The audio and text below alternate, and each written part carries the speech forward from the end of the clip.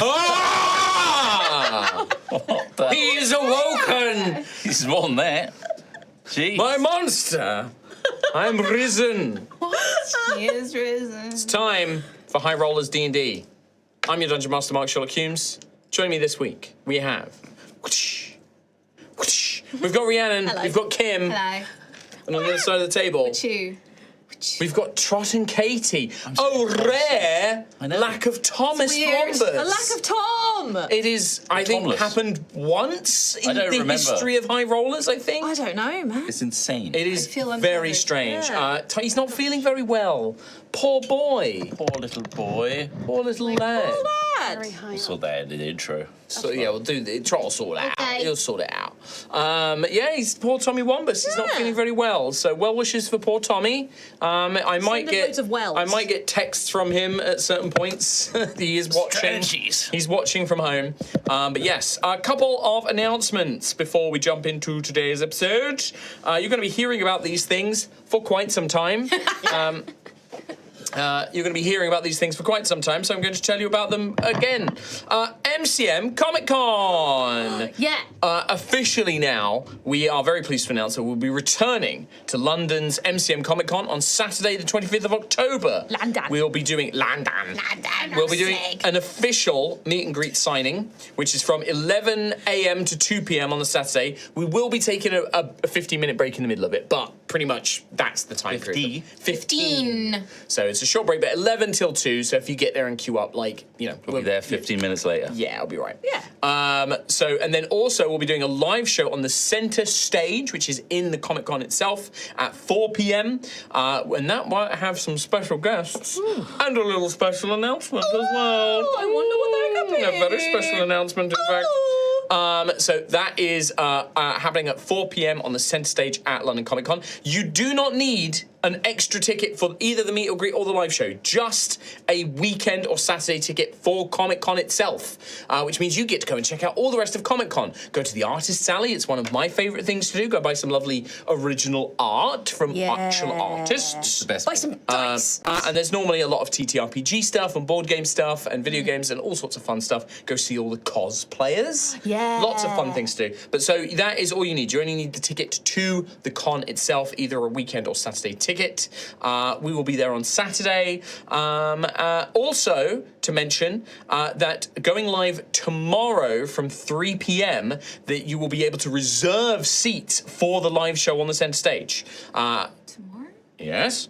September, not tomorrow. September. Oh, I saw the date and you're right. It is in September that link goes live, not tomorrow. Ignore me. It's because I saw I think it is literally the 25th or 26th in September, and I just saw the day and was like, tomorrow? No, September. But there will be a seat reservation link that you'll be able to use then. Right, that is MCM Comic Con. Next, Bristol live show. Haunted Tides and Terrible Tales. Woo! Our Halloween Bristol live show. Friday, 31st of October. That's right. Ween. Thank you. Thank you. At St. George's in Bristol. So this week, tickets will be going on sale. There will be an early link going up for just YouTube members, Twitch subscribers, and Patreon supporters. That is going to be the best time for you, our lovely fans, our lovely community, to get your ticket then and there. Keep those peepers peeled. There they are. Peel them. On our social medias and on the Discord and things like that for that link when it goes up. It will then be available to the general public later in the week. So keep those peepers peeled for then. We're also going to have some special guests at our Bristol show. Who that? You can announce it now? You might be thinking, I think I can. We've told that it's been officially said they're in. You might be thinking, it'll be one of their friends from the Oxcast. No. You might be thinking... Ian McKellen? You're thinking it's Ian McKellen. No. It's not Ian McKellen. You might be thinking it's Jasper. No.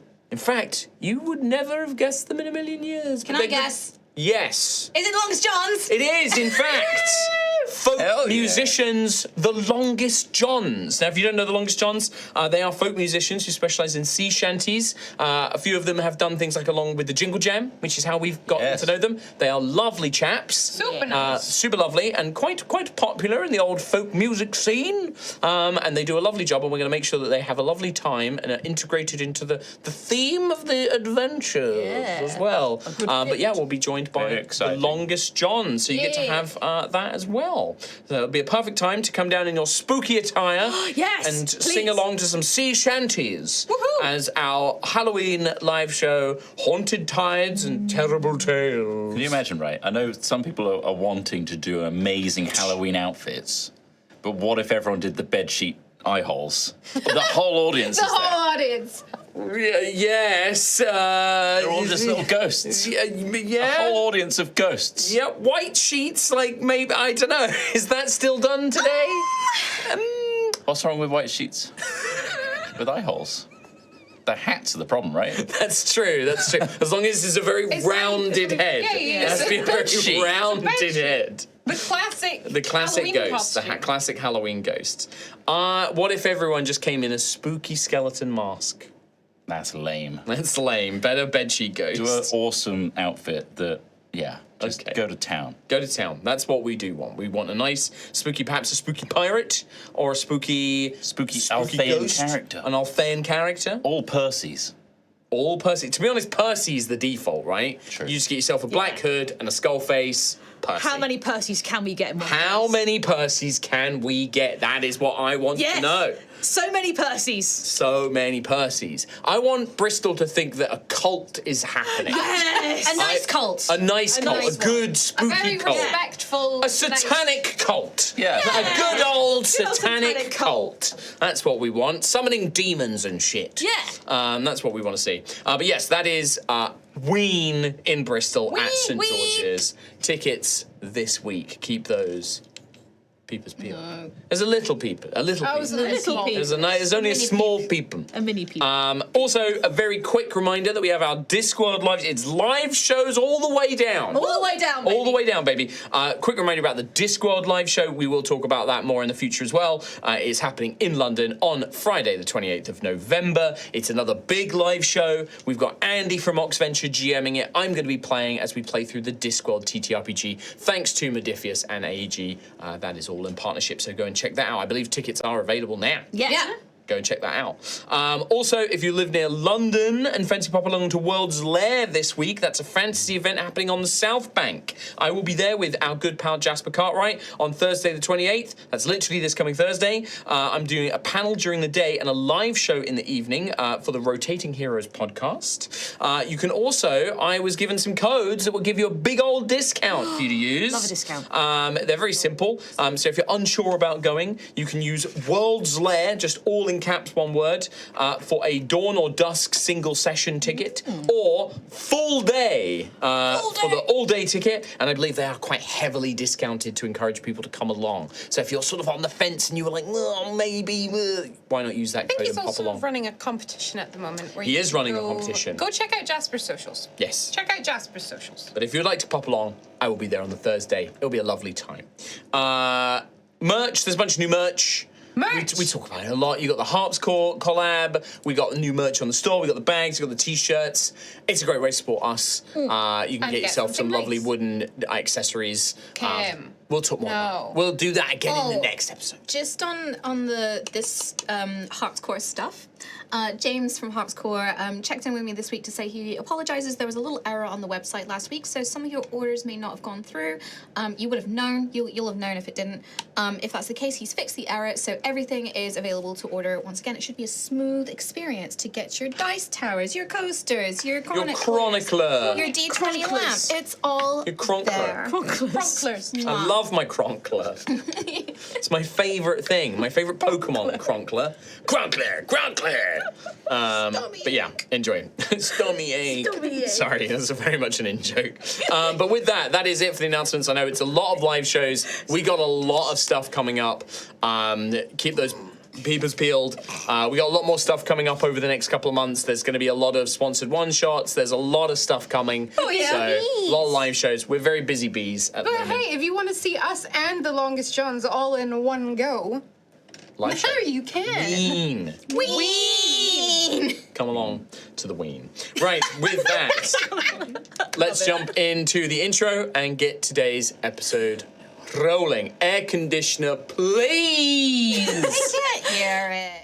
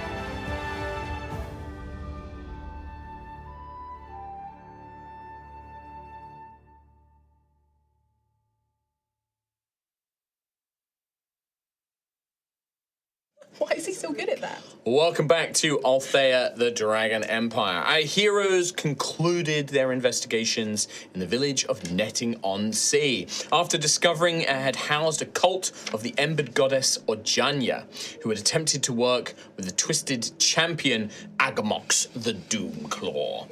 They learned of a seaside cave hidden in the rocks along the coast. They searched this watery den and found a hidden shrine, but traps had been laid, and as they looked into a pool of water, something appeared to reach back and attempted to ensorcel some of the party. Quick thinking from Gruffith of Tremora destroyed the pool, and a lucky search from Matteo gave them clues they needed to guide their next steps of their journey. Now, they set sail for the waters around Twin Peak Isle to search for a lost, sunken warship hidden within an immense underwater forest known as the Bloodkelp Forest. And that, my friends, is where we pick things back up today, with Obsidius having just sent Xanthius a message. He's very nicely avoiding that situation. Tom Hazel has sent me a WhatsApp, just says, hi. Hi, Tom. Hi, Tom. I hope you feel better, Tommy. That might have been Drink in some water. character. I think that might have been in character, yes. Now, obviously, this only goes straight to Xanthius, Oh, so we don't know, Matt. so he does not, you do not know yet. What I will say is for the audience's viewing pleasure, and I have sent this to Tom already, but he receives another sending. Oh! Shortly after his response. I will remind you as well, Xanthius had said, Obsidius, yeah. However, investigation was flawed. Find the commander and they will explain. Authority is in over their head and no one will listen to them. It was a good reply. It was a Very good reply. Tom has texted me again. Hi, Rowan, Daisy, Ophelia, and Daddy. She liked that a bit too much. Yeah. From a cinematic perspective, we see Xanthius's mind as this message comes into his head again. And the response, the new sending spell he receives, and I will allow Tom to construct a response to text to me.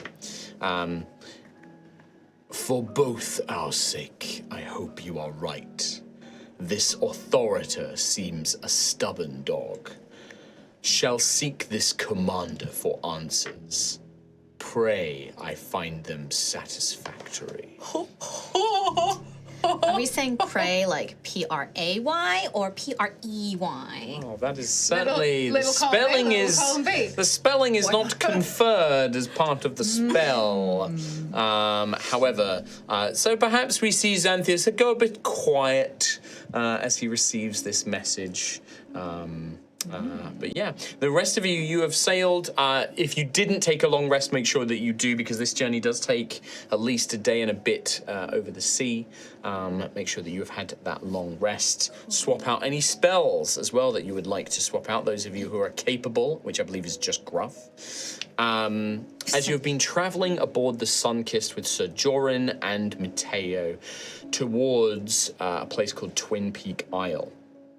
What began as a small point on the horizon has grown larger as you sail towards it. 2 giant green peaks reaching up to the sky like a pair of draconic horns on a lush island with steep cliffs and hills all over it.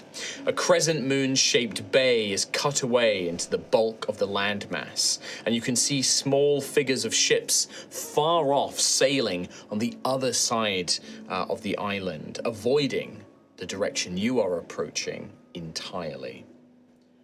We're here, Sir Joran says, and you see that from this point, and you are still miles and miles from this isle, but you see that the water begins to take on a different hue, a dark stain of red and purple, as though an empress's ransom of dye was spilled into the sea. Glancing over the sides of the Sunkist, below the rolling waves, you can see the tips of gently swaying fronds of a vast blanket of underwater flora, kelp, that stretches for miles and miles in directions. All of it this deep blood red, and with the light diffused from the sun and the water, it creates this almost stained water effect, completely changing the color of the water all around it. And it is vast and deep. Certainly more than enough to conceal an enormous sunken ship, but more than that, likely it could hide caves, it could hide, it is a thick, verdant forest under the sea at this point. Sir Joran will just sort of nod as he begins prepping anchor, or at least holding the ship, maybe not dropping anchor just yet, but he begins sort of like pulling in the sails and getting ready to hold ship. So you can decide what you would like to do next. Well, this is the Bloodkelp. It begins here, it stretches all the way to Twin Peak, and it goes for miles in all directions. Oh, it's much bigger than I thought it would be. It goes on for ages. It's like the ancient Yotnir saying. It's like finding a pebble in a pebble barrel. Is that a saying? Yeah. Oh. Is that why you like pebbles quite a lot? No. Was there any other pebbles? It correlates, but Why would you have pebbles in a barrel? when you want to collect pebbles in a barrel, Oh, okay. Do you have a collection? of course, I've got several barrels. Wow, Several. Yeah. Trying to find my favorite pebble in there, That must be nightmare. hard. Hence the saying. Obviously, the barrel is not on your person. No. That'd be ridiculous. Connected to my ornate painting, right? Let's not talk about ornate paintings that are definitely not on people's bodies. They are safely back at the inn, where is the only logical place they could be. Right. Anyway. How do we even begin looking for? A ship is big, but this is an enormous place. I have an idea. I'm not entirely sure if this will work, but I have an idea. I was going to suggest that I cast water breathing on you all, and perhaps, or I go down as a sea beastie, have a swim around, see what I can scout from the general area, and then I believe I might, if I could find a central spot, I might commune and see if I can ask the spirits of Altheya to help me out. So when you say central spot, as I said, this place is miles and miles. It is like saying, I'm going to go to the center of Big Wood, like a large stretch of forest land. It is very, this is a vast expanse of area. Yes, Rowan. Maybe we could split up. I can also connect with the land. Oh. So if I'm water breathing, you could go to one section of this place. I could go to another, and we see if we feel anything, or at least can get the history of this place. Some clues or something. Whether a ship came through, and you know that sort of thing. Something that points us in the right direction, at least. We'll get a vague something. Oh, Daisy? I think we're going to get lost in the big kelpie forest if we separate too much. Because it's really close together. It is. It's quite a lot. They're really tall. Maybe it's not as bad for Rowan, but I'm quite small. I just don't think I'm going to find you again. If I see you, you disappear. I think we need like a system. It's very difficult to see because obviously the ocean is moving. But when you, like this, the glimpses of it you have, you don't see the bottom. Like you just see the tips of these fronts. Like this is very vast, very dense, as Daisy said. Like it is navigating a jungle essentially. But whilst you are down there. I do think that that's two opportunities of different ways that we could try it, though. Maybe we go down and find a place and do one of them, and then if we don't get anything, we move to a different place and we try the other one. yes, we could do that. That's a good idea. Just so that we don't. I just don't want to get lost in a kelpie forest. No, That's I understandable. wasn't going to suggest we split up, but just, maybe one dive and then that's it, that sort of thing. Yeah. Right? The other thing I would caution is that obviously we know that these champions, I believe that this champion Coralsong is in here somewhere, but there are creatures of Ojanya, there are deep sea creatures, there are other things that lurk in places like this. I would certainly advise not going down solo, just because if you were ambushed, there would be very little for the rest of us to do. Very difficult for the rest of us to come to your aid if you are attacked. In reeds like this, you get predatory fish. The size and scale of this place like this, you got to imagine it's a big fish that you got to worry about. Did I mention I didn't really want to eat seafood for a little bit? No, you did mention that, I remember, yes. I'm feeling quite the same. Yeah. But certainly, if you think that you have a way of communing with the land, Grufford, that seems like a very wise idea. But you may need to get down to the soil, to the sand, to the silt of the floor. This isn't a deep trench. This isn't, you're not going to be going down thousands and thousands of feet, but it is deep. That's what I figured, yeah. Yes, Rowan. I can also create things. Yes. I once saw this contraption. I'm not sure how it works, but you can put people in it and then they go under and they can still breathe. Right. Are you trying to suggest you would like to use your creation magic to make a submarine? No, a diving bell. Oh, a diving bell. Okay, yeah. A one-person or two-person diving bell. The only thing is I don't think you would be able to connect because, like, the hose would have to extend all the way up to the top for We'd fresh have to air. find something to attach to. Oh yeah. Yeah. You could make something. Like, you could make a hollow shape that has people in it and has a limited Have a supply limited of air in it. capacity of Yeah. air for you. Yeah. But you also have like we water have breathing and also spell. Cast water breathing on all of you. That lasts for a whole day. I didn't That's know. probably more effective. Do we know how the glory of Paladrax sunk? If it maybe hit sharp rocks or something, maybe that would help narrow down the search. It was attacked by the giants, as I understand the story. It was a skirmish between a giant ship and the Glory of Paladrax. It suffered, it was damaged badly. It started taking on water. They were trying to get it back to shore, but it went down. Nobody knows what happened. Any record of it, a lot of the stories are based on, handed down reports of, people that say they could see it and things like that, or people that were in the battle but not on the glory, things like that. Yes. The details are few and far between, but as last we know, it was attacked by a giant ship and went down then. So it has to be at least deep enough for a giant ship to be nearby it. Well, if it was sunk here, I'm not sure if it sunk here, as in was attacked here. Not true, I think it did sail some ways before it fully sank, but it was near here at least. Okay. But it is deep. It will certainly be deep enough for the hull of a giant ship to pass through here. You're talking a good few hundred feet deep, but we're not talking the lightless depths that Ojanya calls her domain. Rowan. Are there mechanics? This is not Rowan, this is Chris Drop. We're out of RP. Okay. Out of RP right now. Yes. Do you have to worry about our nitrous oxide levels and getting the bends? Ooh, yeah. Thankfully, the magic of the water-breathing spell protects you from such things. Pressure. Yeah. Great. It's a great spell. Yeah.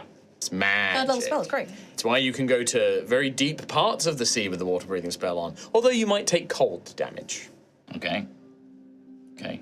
if you go super deep.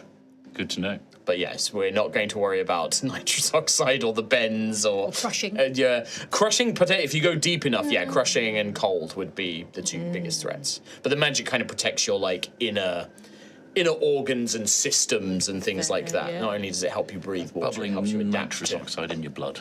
Yeah, Don't have to worry about that. no. Cool. Is nitrous oxide Terrifying. even a thing in Altheya? Huh. It should be. Does it have to be? Carbon-based What is that air you're breathing now? Let's head It's not called air in Altheya. It's called windy stuff. oxinium. No, it's not. I made that. But just pointing the point out there, we can't bring in real world logic No. all the time. Is down up? Is there gravity? I Does the know wall kung spin? fu. But no, so yeah, the water breathing spell will protect you from things like that. But Yeah. yes, cold, pressure. Obviously, the spell lasts 24 hours. Being underwater when the spell goes. Pretty bad. You will also need to remember that if you do not have a swimming speed, your movement is halved, and also any combat ranks you make, it depends on the weapon you are using. So, like trying to throw a dagger underwater, always at disadvantage. If you try and melee attack with a dagger, no disadvantage. You can do that normally. Trying to swing a greatsword underwater, disadvantage. Firing a crossbow underwater, though, no disadvantage. Like, certain weapons are good for certain things. What if I load a crossbow With a the dagger. dagger? No. Not what would happen there is the crossbow, the thing would launch and the dagger would go. And then With that sound? Yeah. But you can't hear underwater. So that's the other thing as well, is don't forget, like, whilst you can breathe water, speaking at any distance, you can, if you're next to each other, you can speak and hear each other normally, but speaking over a distance, like, you can't shout, like, it just becomes we'll have to muffled. do whale speak. Or knock on things. Or do hand signals. Well, I can telepathically connect with you. There's got to be another way. In which case, Gruffith, I've just learnt about the intricacies of deep diving. And Oh, really? You were just standing there. and oxygen, which is not on this planet. Okay. Either way. How about there are predators out there? We've just learnt that from Sir Joran. Bad things. What if we protected those that dived with some sort of cage? Does the cage have a door? No. Because otherwise the sharks will get in, or whatever. Well, how do we get out They'll of open the it? door. How do You we don't. get out? You get I pulled don't like back the out. idea of being stuck in a cage. So, Joran, do we have a long, long rope on board? I've got the anchor chain, but that's the That one. longest I've got. It's the only thing that will take us down far enough. I create a cage on the bottom of the anchor. Fit for 2, 3, 4 people. Okay. Right. And then we are in that. We're protected from any external creatures that might attack us. We can't get out. But then how do we get in? We get in before it plummets. There is a door. We lock it. Oh, And then Okay. what do we do when we're down there? Look, that's when we do our harmonious recall or our commune. Right. And we can do it without the idea of being attacked. just in a cage. Yes. It's a little terrifying a concept, I know, but also getting attacked at random, surrounded by kelp. At least you'd have a barrier with which to react first. I see the logic. That makes sense. Yes. Well, Gruff, it's your expedition, it's your quest. How do you want us to proceed? Are you going to travel down there and search the Bloodkelp Forest, or do you want me to sort of follow along up here with the boat? You tell me how you want to progress with this. Mechanically, what I will tell you for this is you have no idea. Even like this commune might give you a location, you're still going to have to travel there, and you're still going to have to navigate it. So you can attempt to sort of like find it and then come back up to the surface, sail the boat, and then drop down, or you can go down and start searching it from the ground level. There might be more clues if you actually search through the Bloodkelp Forest, that you might find things that will show hints of where they might be or like show the direction. But obviously there's the risk that that you might encounter something. This will be basically an exploration challenge, so similar to like the travel rules, so like you have to make like checks to like keep a lookout for stuff and make survival checks to make sure you don't get lost and turned around and things like that.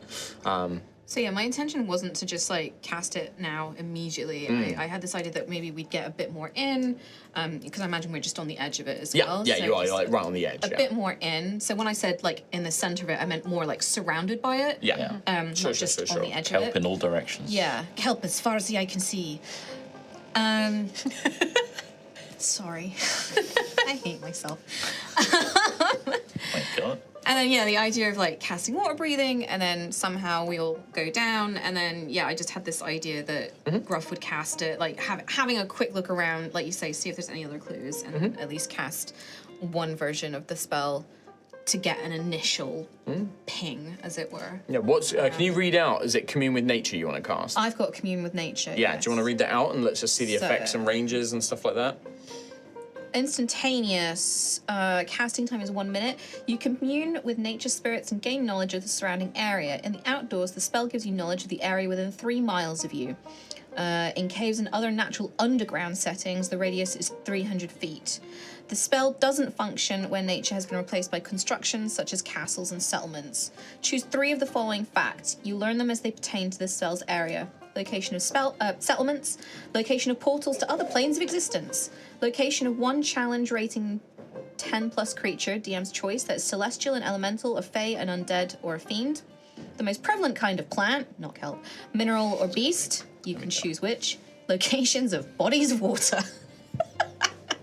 So yeah, ask that one. Yeah, okay. There is the I'm sensing something. So 3 miles won't cover all of the Bloodkelp Forest, but like if you can get in and you get further in, that would cover a good chunk of the central region for sure. Nice. So yeah, it sounds like a pretty useful spell. Yeah, and I was thinking I'd go for the location of a creature, like a challenge rating creature. It's very specific types of creature though.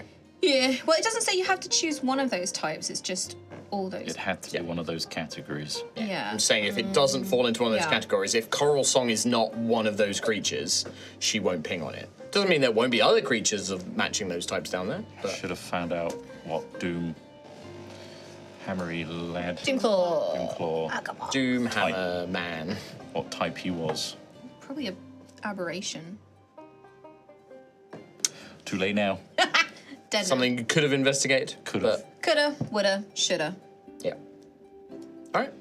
We defer to you, Lord Gruffith of Don't Tremorrow, call me Lord Gruff. Knight I'm not. errant. I'm not. leader of this. Xanthius would probably be like, well, he's not a lord, he's a knight.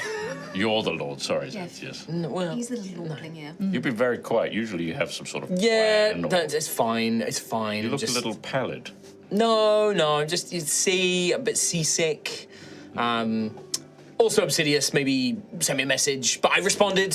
What? What did you say? He was just Oh, I think no, he went he's back. mad. He's not mad. Disappointed. He went. I think he knows what happened in Waveme. No! No, it makes sense. It makes sense. It makes sense. He heard that we'd been arrested. Apparently, that authority that knew about me is causing that's- some troubles. But he says that he's going to talk to the commander. It'll be all right. It'll be fine. It'll be fine. Oh, I can't live with the embarrassment of knowing that Obsidious knows what happened. Oh no. Probably, He more probably doesn't focused know all on of the details. I think he cares more about CS, certain things. the steel of steeliness. He might not know about the chair. I hope he doesn't find out about the chair. The chair's the worst. The The chair's chair the was low the point. worst bit. It was a lovely chair. I mean, I did pay the hotel for damages. Oh, good. Nothing replaces that chair, though. No, though, it was beautifully made. Handmade, one of a Mahogany kind, wood. passed down from their If family. that was a stone chair, I don't think I could cope. Oh, no, it wasn't a stone chair, thank goodness. You imagine? Thank the Greyfather, it was just wood. Still beautiful wood. But yeah, so I'm just thinking of. I'm trying to think of what to say. And Well, be polite to him. well. He's not being very polite with me. It's okay to admit if you're seasick as well. If I don't enjoy the rocking waves. Do you need to lie down? No. Cold compress. No. A snack? No, I'm fine. I'm fine. Well, Gruffith, I offer this performance of creation to create a cage with which to confide you in at depth, and that you can't ever get out. Until it Nothing vanishes will ever get in. hours later. What if something has a spear and he stabs through it? I mean, Then you're trapped inside and you're stuck. being the skewered. things we've been attacked by have had spears and Yes, and fingies. archeries. They've had fingies. So they, Finnies. well, they grip poles and Yeah, they can harpoons. put They that got through the grippies. cage. They're pokey. Yeah. Would it be helpful if I was on the outside and I could just patrol around the outside and just poke back anyone that tries to poke in? Maybe. I'd also like to Yeah. point out that I can transform into a sea creature as well and swim. I think what we're saying, Rowan, is your cage idea is wonderful, Thank but you, Mateo. maybe We want a bit of freedom of movement. yes. Oh, okay. Got another idea. Right, let's hear it. It's Rowan's rudder. Explain. So, you grip onto it. I'm thinking this as we go. This is crazy. I can tell, yeah. Just like go with me on this. You grip onto it like this, and in the front there's a little propeller. But then you do this to make the propeller go forward, and that makes you swim faster. For podcast listeners, And that will counteract the density of water. Trot made a hand cycling motion Yeah. as if he was pedaling a mechanism. A mechanism which would allow you to cut through the waters a little bit faster than. Create complex mechanisms. Sounds rather complicated to me, lad. Let's find out. I'm a complicated guy. I know you are. You are. I'm deep. You puzzle me on a daily basis. You crack me open, I'm like an opal. Oh, opals are quite pretty. Yes, but then empty. Beyond the crystals. Oh. Dead inside. Are you okay, Rowan? I'm fine. Do you need to lie down? Yes. Do you need a Got a snack? dicky tom-tom. Do you need a snack? You had that last time we were on the boat. Yeah. Is it still bad? Yeah. I think it's all the stew I've been making. How old was that fish that you put in that stew just then? Shrug. So I don't know if I put might this because I rewrote the College of Creation when we moved to 2024 rules. In the original, the value of the item can't be more than 20 times your bard level. So your bard level is 9, so 18, 180 gold that would be. I guess, like, yeah, if it's a manually sort of cranked pedal thing, Like an underwater pedalo? like an underwater Yeah. pedalo, that probably would fall into that category, yes. Yes. Look at his face. He's so He's happy so right now. pleased. What if I could make... I would allow you, I would say that would allow you to move without half speed, but it wouldn't grant you a swim speed, because it won't help you in combat. All right. I raise you. A devil's Okay. bargain, if you will. Which is a good We point. We haven't do, done fate. we need to do fate in a minute. But let me hear this first. You know Warhammer. I know Warhammer. You love Warhammer. I do enjoy Warhammer. When you receive them, they come on spools. Sprues. Yep. If I can create a sprue of 4 of them, because they're all one piece, and you snap them off, I can make 4 of them. How are you going to join them together? I don't need to join them together. I'm giving out 4 of them. Right, so they come together fully formed. I create a fully formed 4 of them on sprues, so it's one on. No, you create one non-magical item of your choice. Yeah, and it is one whilst it's on the sprues, and then you snap them off. The item must be medium or smaller. It will fit within a 10-foot cube, right? 5-foot Oh, cube. 5-foot cube. You're gonna make 4 of these things? Yeah, they're vertical. Kim is Kim 5 size. feet. Imagine a Kim-sized cube. I don't think you can get 4 of them on a Yeah, it's Kim-sized only cube. a little bit, but it's So- only a little thing, right? I'm pushing it. 2. Let's roll fate. Let's roll fate. Let's roll fate. Let's just roll fate. Let's roll fate and then we'll see. Oh my god. Roll fate. At least he's emptying his dice tray. I'll take the noise. 6. 6, okay. 4. 4. Deuces. Trez. Oh. Trez, deuce. Deuce. 2, 3, 4, 5. Deuce. The 2. 2. Dos. 6. Deuces. So yes, I will. I don't want to set a precedence here True, good point. that you can just create 4 items for the price of 1 if it's on a Warhammer sprue. But it's on a sprue. Because you're a 3D printer, Chris Troll.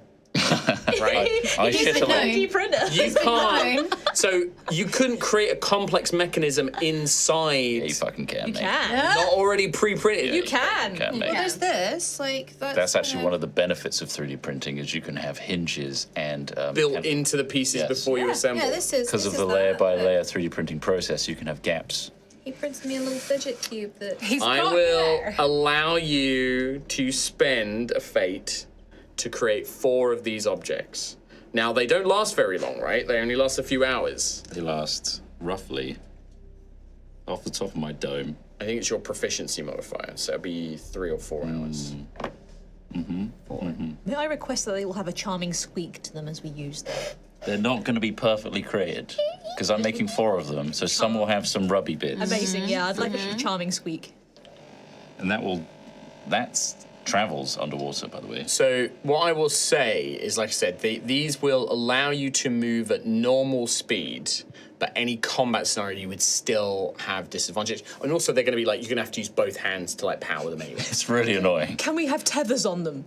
Just in case, if we go hands-free, they don't float away. You would have to attach the tethers yourself with What I can do, Ophelia. We can get some rope. You're pushing it really with what I'm I capable am, of. I'm sorry. I'm really adding to I'll it. add a little loop on the top of all of them. I will allow you to have a little loop. And you'll attach your own rope. Perfect. Thank you. Yeah. And then they should We've thought last, of I everything. believe they should last 4 hours. Now I just need to manifest. So you might not want to create them right away. That might be something you want to save. I'll save That's that until we're at the bottom. Save it until we start moving. 4 hours, yeah. Yeah. Yeah. Okay. When we've decided on a spot, Gruffith, I'll make them then. On sprues. And then we snap them off. Very What's a satisfying. sprue? Mateo is. Well, also, don't forget, there's going to be at least 5 of you, not 4 of you, because there's Xanthias as well.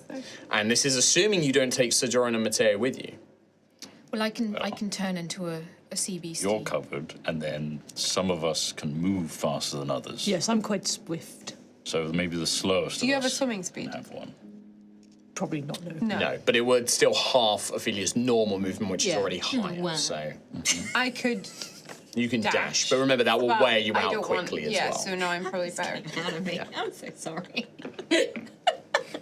I'm not jealous of your movement speed at all. Just so far. I don't know what to do with all this Is it speed. 50 feet? 50 feet, yeah. Yeah. Oh, what can I do with it? So, yeah, literally for most of you, half your movement speed is like 15 feet. Ophelia is going more than you at half speed, is nearly going as fast as you walking at half Strolling. speed. Just, that's fine. You walk as fast as a halfling, Oh, even okay. at slow speed. I'll take that. All right, so what is the plan here, folks? It's like what in do you want Twilight when they're walking through the. Yeah, that's Ophelia.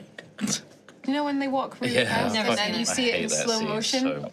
Never so That's bad. Ophelia. Never seen in them. the Kelp I Forest. thankfully have never seen those films. That and the CGI baby. That's Oh. real. Cursed. I thought that was Photoshop. That was CG. Anyway, Anyway, Why? How did we get here? I just thought anyway, you walking through a kelp forest It'd be amazing. in slow motion, but yeah. what is the plan here? I'm a vampire.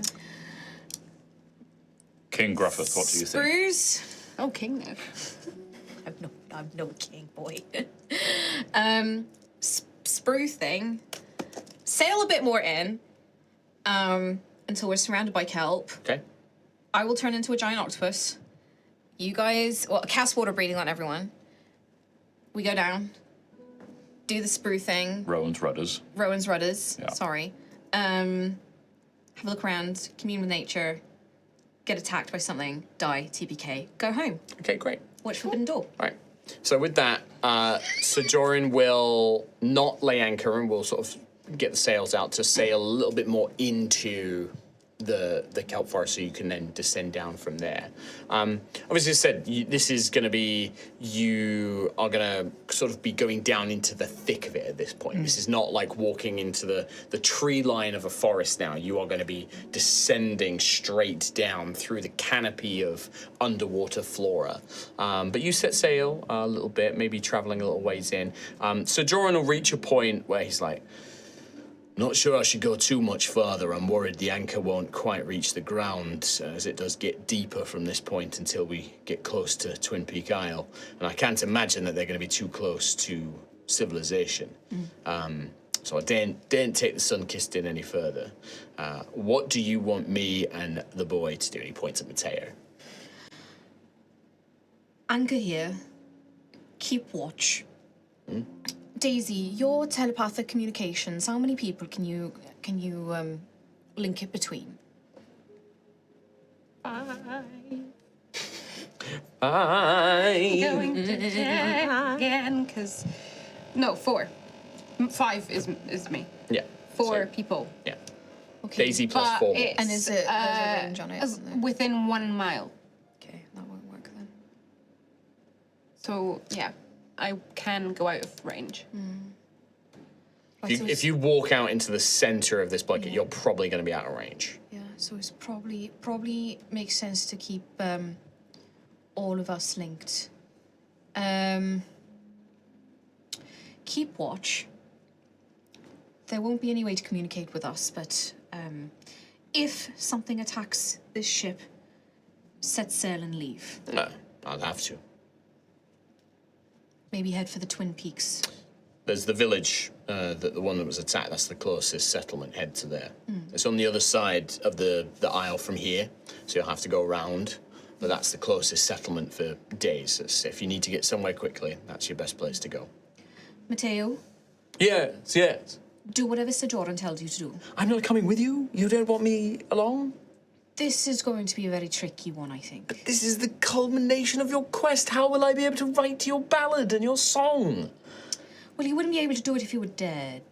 That is very true. Yes. Wouldn't be the worst thing if he died. What? What was that, Ophelia? Nothing. Oh, I thought I heard you say something. I think if you said it would be the worst thing. It would be the if you worst. died. Yeah, it would be the worst. Oh. Think of the you morale can of see the he's party. so torn. He wants to be there to witness the end of Gruff's mighty tale. The end of Gruff's life. But My tail. But I won't be able to Why are we properly. eating my tail? I won't be able to properly write it secondhand. It's I've been there for. I saw you battle Agamox and the creatures on the beach, and we escaped Wave Me together, and. It's probably going to be worse than all of those things. But your spell, the water breathing, can include me, can't it? How good are you at swimming? I mean, I've swam a few lakes in my day, and used to go swimming with my various friends out on the coast when we'd visit the Suncrest Isles. Insight check. Yeah, sure. 20. Unnatural. I will not tell you if this is persuasion or deception. You get the sense that Mateo, you don't think he's lying. In fact, he's kind of told you many stories before, and sort of you've observed that he is, he tends to be a bit of jack of all trades. Like he's kind of got he's done a little bit of everything. And you don't think he's a good swimmer, but you don't think he's a bad swimmer. Okay. I don't think he's the worst Gruff. I think It works he on might the- be okay. Xanthius will say, Mateo is the best of us, and he does have skill, and I think he should come along. But then there's not enough of the things. The What if I just put my hands around Rowan and he can just take me with him? Yeah, I could do that. Might slow us down a little. Look, I can't force you to take me. I just, Oh, he's going to die if he comes along. See, this is Mark doing this. Mark wants us. Mark wants him to die. He, Oh, yeah, I don't want you to cry. he wants. I'm giving you the option. He wants blood in the water. Ophelia wants those bones. Yeah. Well, they're going to be at the bottom of the ocean. What's she going to You carry take, them you around? can take some bones. Let the fish nibble away the flesh. Yeah, the piranhas clean them up all nice. I mean, you don't yeah. get piranhas in the ocean, but. Oh, yeah, true. They're Oh, more you like- might get in Magic Ocean. Sorry, in Magic Ocean, I piranhas. forgot they can survive. Yeah. Well, they're not real world piranhas. Maybe this is their climate. They're native to these waters. Anyway, it's up to I think it's up to Gruff. It's his quest. It is Gruffith's crest. Mateo looks at you with these big pleading eyes. Can I make a, what's the word? Like an Constitution saving yeah, throw. constitution. If you're resisting his sort of Yeah, puppy that's a plus look. 9. So. Well, you'll probably succeed then, won't you? Then you have to decide. Oh, you're going to put it in the dice tray, are you? That The went dice well last time. 14 plus 9. does not faze you. Like, his little pleading face, he's like, but Gruff, the story, your ballad. You've been working so hard on it. The thing is, Matteo, your life weighs heavier on me than a ballad. Oh, that's so knightly. He's so noble. He's so noble, isn't he? So noble, so humble. Maybe I can make that work in the ballad, you know. And at the last moment, did he turn his bard away or something like that, you know, for fear of his death weighed upon the knight's lofty brow. Don't Yes. forget, we can also collab. I'll be down there, and I'll feed you information. That is very true, Rowan. That is very. you have the bard skill. You will tell me of everything. Our top-line summary. Yes, you'll be able to give me a good insight to it, as long as you promise. I want to write this myself. So I've never told a lie. I believe that. I believe you. Apart from, didn't you get arrested for telling a lie? That's a porky, not a lie. Oh, right, I see. Very, very different. Very, very different. All right, I will stay with Sir Joran. I will stay with Sir Joran. Thank you, Matteo. As you wish, Knight Gruffith. Sir Gruffith. Soon to be. TM. Trademarked. Yes, soon to be. Knight. There's a guild of trademarks here. STB. What's STB? Soon to be. Don't worry that in your ballad. I won't. Hashtag. But yeah, he will stay aboard. So now, yeah, it is just what do you guys want to do? I feel bad. But he would die. He probably would, yeah. We could. Hasn't died so far. Fought Agamox the Doomclaw and didn't die. He could run away from that, though, not float away. Yeah, underwater battle is like a whole other thing. Just saying. Oh, you like me. He won't. I will also. The other point I'm going to make is he will not gain any experience if he doesn't go with you. Because he does gain experience. He gets better Mark's the more he does. desperate for this No, I am making you aware of all the consequences. You're not of your making choices. this for Sir Joran. No, Sir Joran. Well, Sir Joran. Kim has the stats for Sir Joran. Sir Joran isn't going to level up or gain anything. He's peak. Yeah. He's peak. But it's also Max he's left it in. If Gruff wanted Sir Joran to go, Sir Joran would go. He would weigh anchor and he would come with you. So if you want Sir Joran to come with you as well, but Sir Joran is assuming that if Gruff is saying no, stay here, protect the ship. God, I'm like getting fucked up again. I hate this. Oh, sorry, hang on. Should we pull pebbles from a pebble barrel? Just to make a decision. Oh no, Xanthius, what are you looking like? No, I'm just saying I realised because I bought before we left Wavemeet, I bought this hand crossbow and a light crossbow. I bought them Oh, to use you did. underwater. Oh, yeah. You gave me the hand crossbow. I already gave Daisy the hand crossbow, but I do have this other crossbow. I have a crossbow. I don't think range is really my thing. I don't think I'm very good You've with got range. good decks, haven't I've you? got good decks, true. Yeah, it'd be alright. I'll give it a try. But then your rapier will be fine underwater as well. 'Cause it's a Yes. piercing weapon. What about Stone Razor? No. I mean, you'll just be at disadvantage, right? You'll just have a disadvantage in the attack. That was worth me leaving it here and taking a crossbow. Yeah, you can I take mean, a crossbow. why would you leave it, right? You can take both. Yeah, take a crossbow. That might be a cave or something. Yeah. There's no reason to leave it. It's, No, take it's on your inventory. But you could certainly take Xanthius' spare light crossbow. Oh, and Xanthius will also give Ophelia a net. Ooh, I also bought these. handy, He lovely. did I'll take spend all those. of his money. I on did. these things. These Supplies for the mission. He did. You did very well. You did. He doesn't have a single gold to his name now. I have a fair mostly amount. from gambling. You did good, boyo. Thank you. Thank you, Hugo. He seems very pleased. Dad approves. That approved. But yes, yeah, if you want Sir Joran or Matteo to come with you, you can do. But you've made it clear. Oh yeah, maybe I'll change my mind and I want both of them to come with us. Both. We can water breathe 10 creatures. Yeah. Yeah. Yep. It's true. The boat's gonna be fine. As long as the anchor's there, the boat's on top. If the rope falls down, It's boat more gone. fun with friends, isn't it? Is it? You're having a great day, aren't you, Mark? You're having a great I'm making sure you know all the options available to you. Whatever you choose is fine. Death, guilt, burden, sad. Bones. But bones, though. But There's always an upside. Always an upside. There is absolutely nothing wrong with telling them both to stay here. It is your mission. Yeah, exactly. Do what you. If you are more concerned about their lives and their risk of death, But the thing is, the last time I told Sir Joran to stay with a boat, he got knocked unconscious and turned into a human sacrifice. You did tell them that he was there. Technically split. and it was a village full of secret cultists. It was a secret cult. And it's an ocean full of not so secret Yeah, cultists. but he's much more aware of what's going to happen out here on He the does sea. better on the sea. He was literally sucker punched. Like he literally got knocked out from behind because he let his guard down in the village. This way, if he does get in trouble, he can escape. Just go. He just sail away. Sail away. Sail away, sail away, sail away.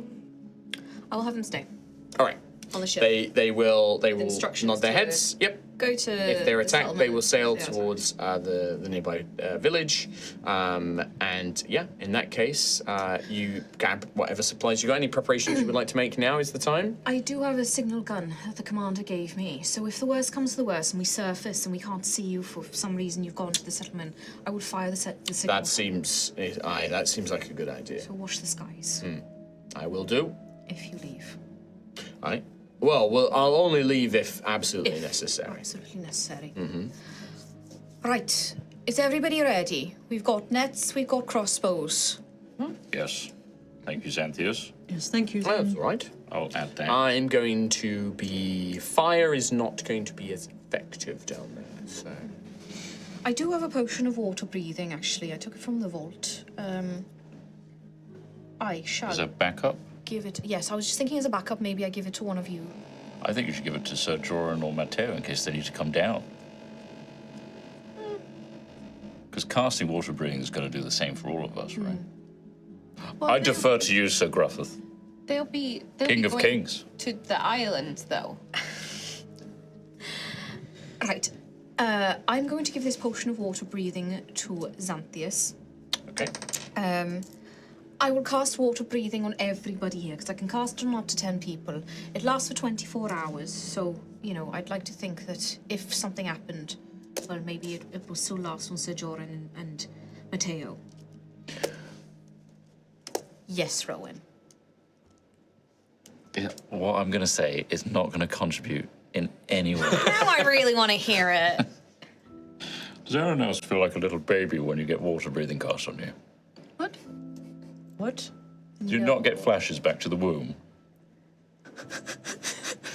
I think the only time that we've had it cast on us is when you did it and we grew gills and it didn't feel like that. Right. Oh, you did it last week as well. Just saying. What the? Oh, what the fuck? Get thrown back to your childhood. Pre-birth. Well, I was an egg, Respect. so... You He were was an egg. You were hatched from an egg. Egg boy. Egg. Egg. I don't know. Don't make fun of me being... Are they making fun of? No, I'm not. I've just had the word egg stuck in my head and I had to release it.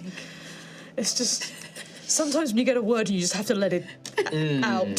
Sometimes. Did you reply to Lord Obsidius? Technically, yes. But I'm not going to make that up for Tom. I will leave that to him. But he does have to do it That's immediately. what you said. He's thinking about Just make sure you call him by his proper titles, okay? He definitely had. And don't be sassy. it. Like, he's definitely not. Because he's already not called him by his title. He already called him Obsidian. So he's like... He just nods. He does that Xanthius, like, Tom. Just don't do anything to provoke him, okay? No. That's a man already on the edge. What's a regular crossbow in D&D Beyond? Light crossbow. Okay. Or crossbow light, it might be under. It'll probably have comma something, because mine is crossbow, comma, hand. It'll be crossbow, comma, light, then.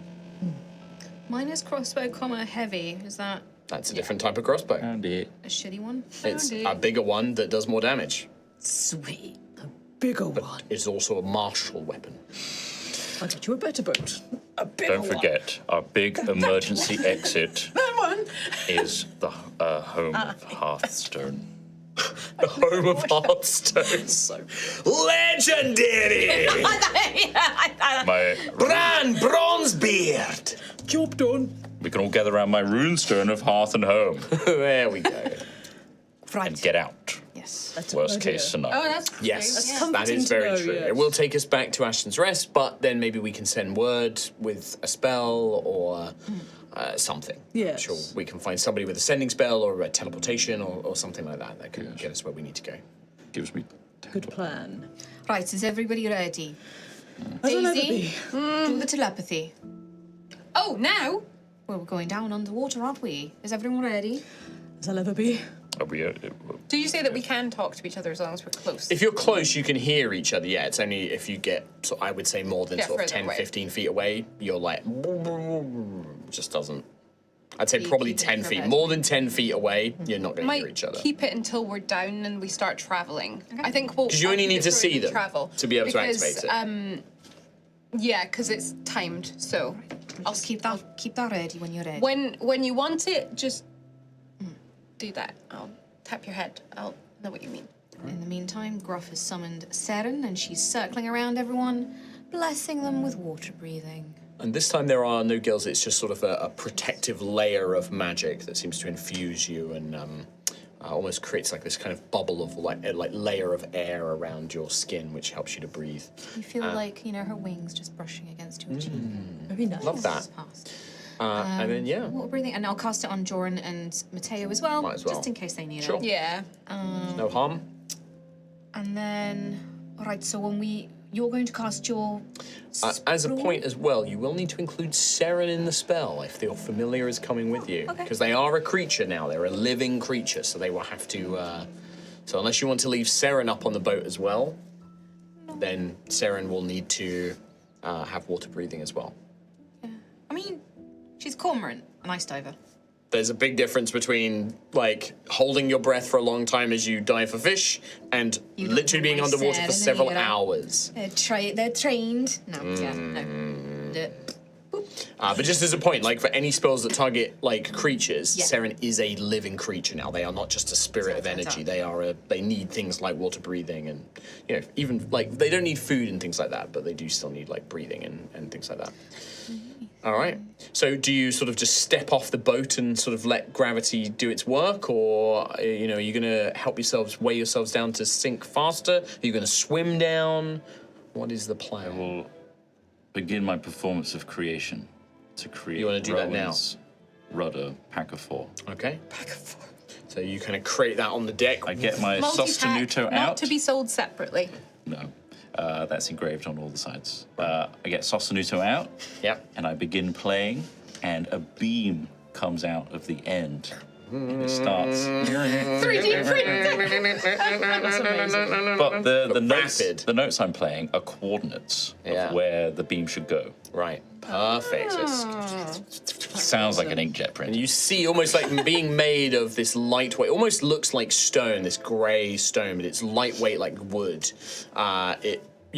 Rowan creates through his music this sort of industrial sprue of these devices, and he has to go over them with the hilt of stone razor, poof, like kind of knock them out of their clipping points. Pump, pump, pump, pump. He Sorry pop if them there's out. any like sharp bits. Yeah, he hasn't got time to file Can't them file them down. down. So a couple of you have some like jagged and mold lines and things like that. But you pop out these things. It's a very simple. It almost looks like the little gadgets from a James Bond movie, where it's this kind of little torpedo-headed device, and then inside you have like a little pedal that you rotate with your arms, and it causes the propeller to spin. It will still be tiring, but it will help immensely. There is a subtle engraving of Rowan's face on the top of the torpedo shape. Yeah. Just smiling. Yeah. It looks like when Genie turns into a rocket. It's still got Genie's face. So yeah, you create these things, and then you take these into the water, and with the spell on, you begin to pedal your way down. Gruff, are you going to wild shape, or are you going to stay Gruff for now? I was just, because I can't cast a spell while I'm wild shape. You cannot cast a spell, but you can concentrate on spells. Yeah, so I can't cast commune with nature. No, but you could come out of it when you get down there. You would just, it's up to you. How far down is it? guess I mean, it's a long way, and like if you want to travel inwards as well, it's still going to be a long ways. We're talking like maybe a good 200-300 feet down. I will turn into a giant octopus. So this black and blue grey octopus kind of morphs out and begins to very quickly, much faster than even you with the Rowan's rudders. The octopus manages to sort of storm ahead, being propulsed by its tentacles as it moves forward. As you all begin to make your way down, that sudden sort of silence of the roaring waves and things like that immediately is muffled and becomes quiet as you begin to make your way down this thick jungle of kelp, the tips of it gently swaying. And every now and then sort of you have to almost push out your way as you continue on your journey. Soon other flora begins to appear, sort of growing out of the kelp or alongside it, more blooming underwater plants. You begin to see coral reefs that spiral up like great mountains or hills themselves, pockmarked with schools of fish darting here and there as you descend deeper and deeper and deeper under the waves into the Bloodkelp Forest. You make your way down until eventually it would take probably a good sort of, few hours of these devices to get all the way down to the bottom and begin to sort of head inland a little bit as well. You can see every now and then there are like pockets of rocky outcroppings. You see different types of underwater plants, more greenish. Perhaps these were older or are choked out by the blood red kelp which just surrounds you like these great redwoods, thick, broad ferned leaves with little prongs and elements, tendrils to them that just rise up and up and up and up. But yeah, you eventually reach the bottom, to the sort of silty, sandy bottom of this immense underwater jungle. Do you want to use Commune with Nature now, or as you search for the ship? Can I have a quick little dart around, like maybe while I'm waiting for these guys to catch up? Just a little dart around just to see. Nothing. I'm not going to go too far away from these guys. Sure. Just to kind of what's in this circumference, Yeah, you definitely won't go very far at all, because otherwise you'll be at risk of having to make checks to avoid getting lost, right? Because once you are deep down here, once you are away from the surface, it is near impossible to tell where you've come from, where you've gone from. It's so thick and sort of heavy jungle-like. It's only by looking up if you can see your friends making their way down as you've almost come straight vertically down. Yeah, give me a perception check. I use the animal's stats, don't I? You use your stats for perception because it's a mental one. So you would use the animal's physical stats. You can use any of the octopus's senses, though. So I do, as a giant octopus, I have dark vision up to 60 foot. Very useful. It is very dark down here as well. That's the other thing, is the light does not...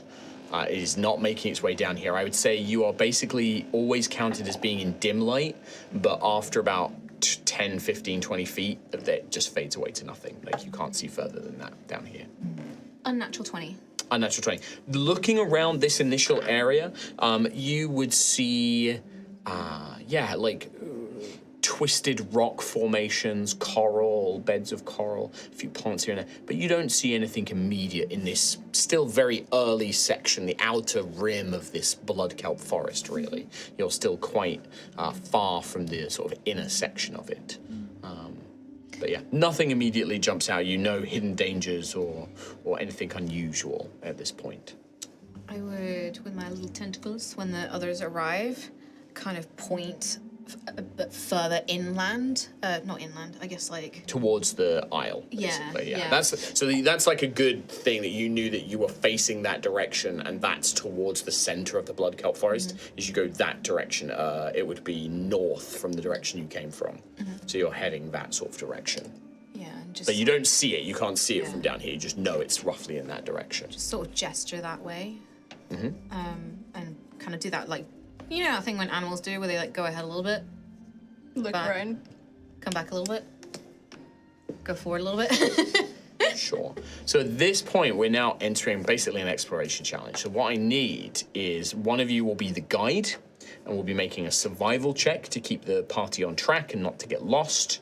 And then that will determine how much progress you make in this area. And at certain points, you will have events. And depending on what the rest of the party are doing, you tell me what you are doing on this journey. Those other characters might have a chance to intervene if anything were to happen. So who's going to lead this? I don't have good survival. Who's best? I do have great survival, but you are the leader of this. I got +8. I got plus 10. Oh. But I could roll a 1.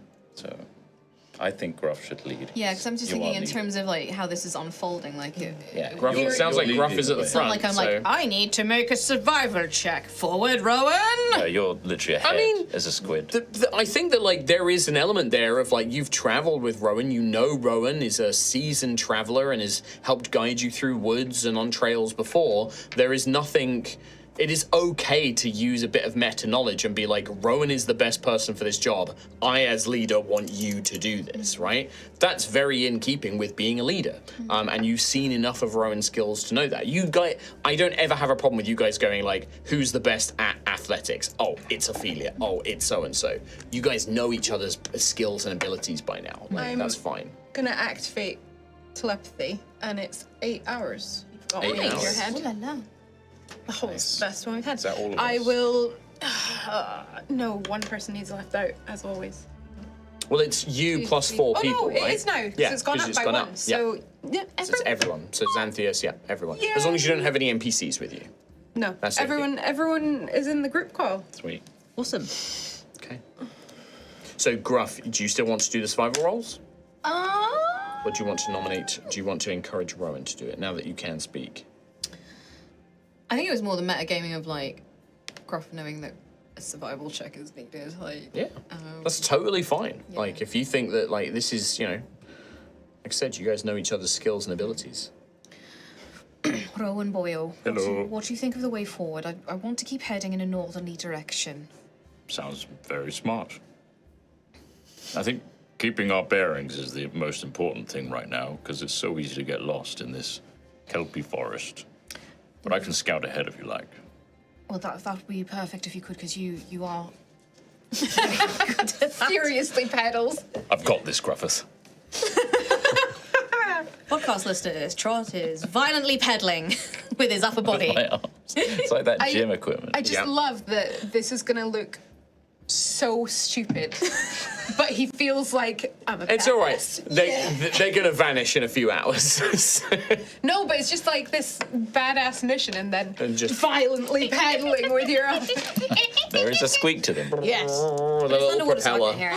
Oh, I've got a playing Very card funny. in between the spokes. It makes like noises. I think that would fuck up the whole thing. Probably. If you did that. I will guide then. All right, so Rowan is going to be the guide. What is everyone else doing in that case then?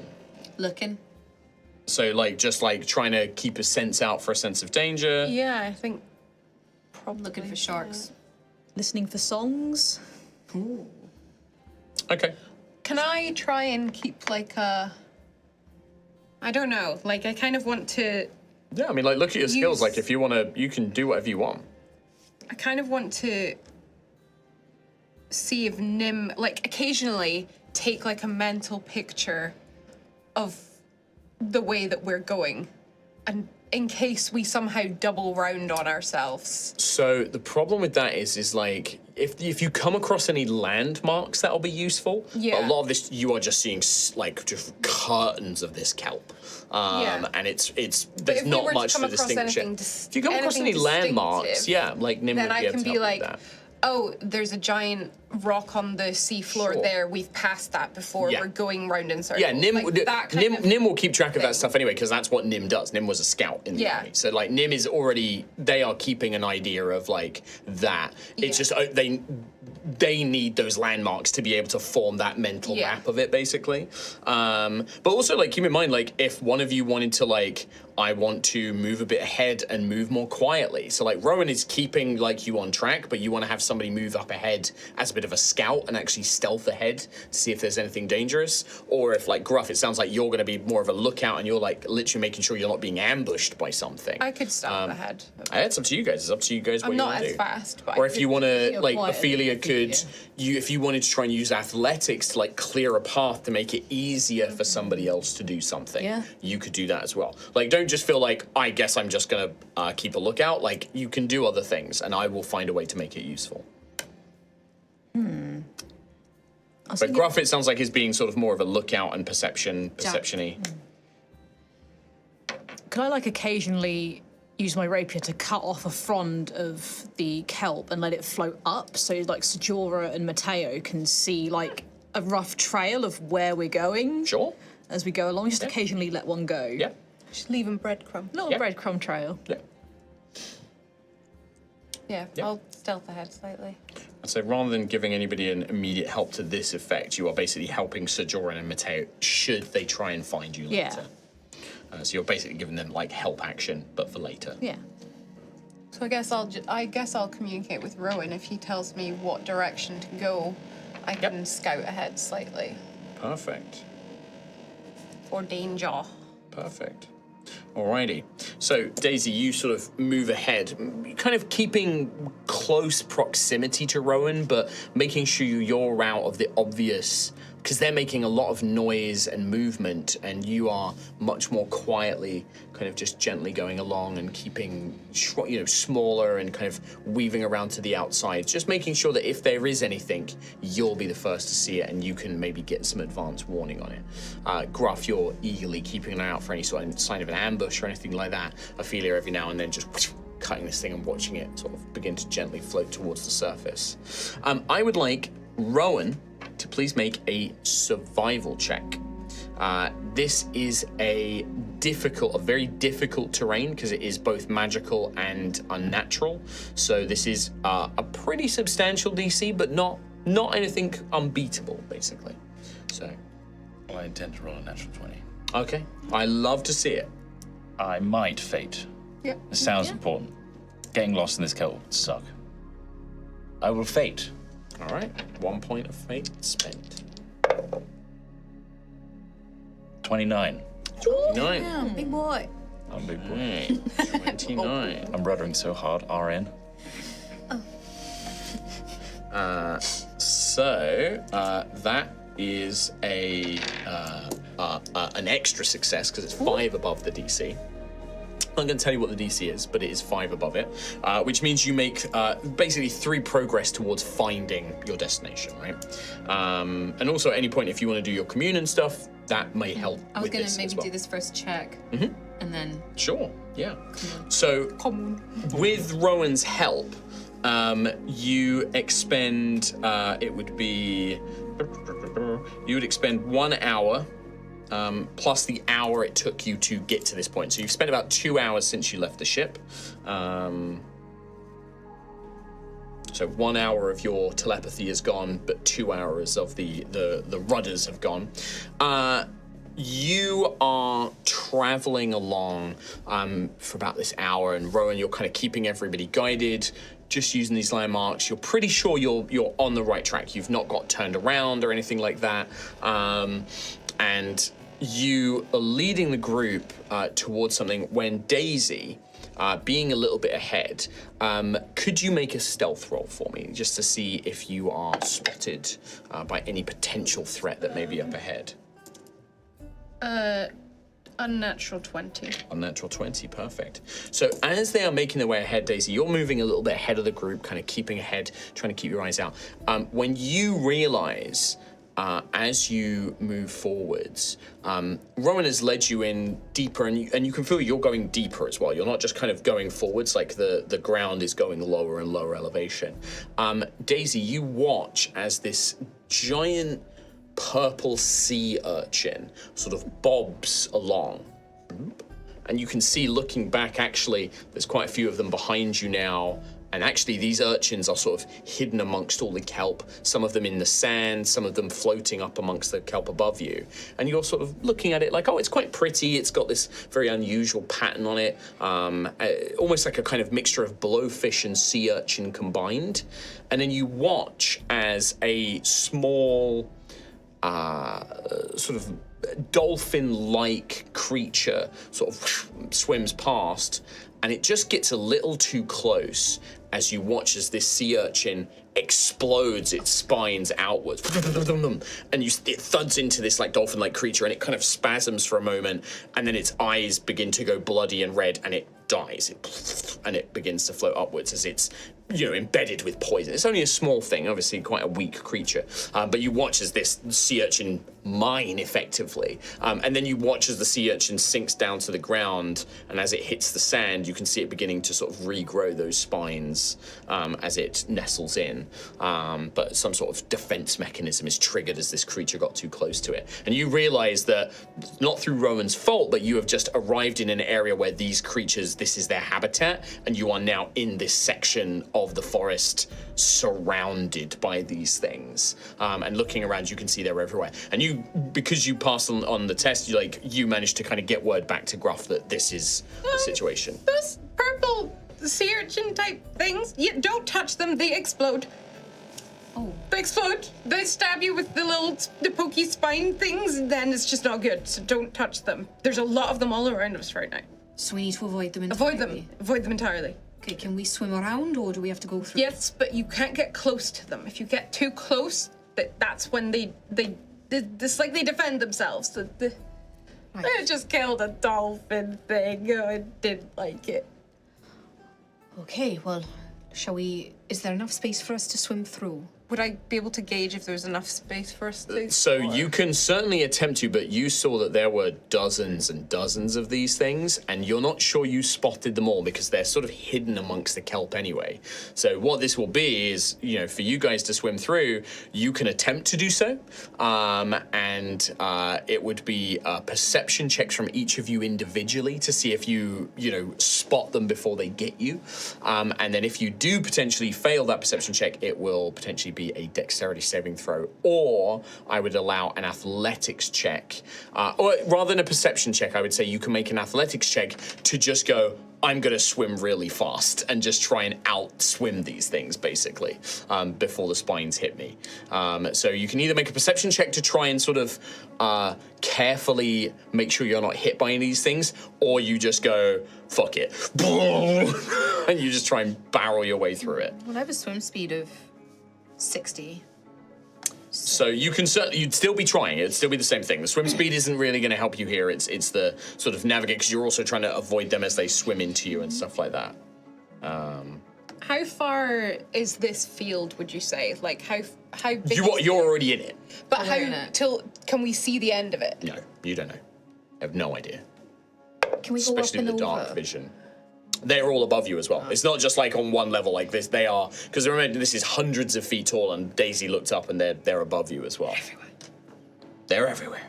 Where is my Perception. So I had old Zanny on Mine are the same, so 13 plus 8.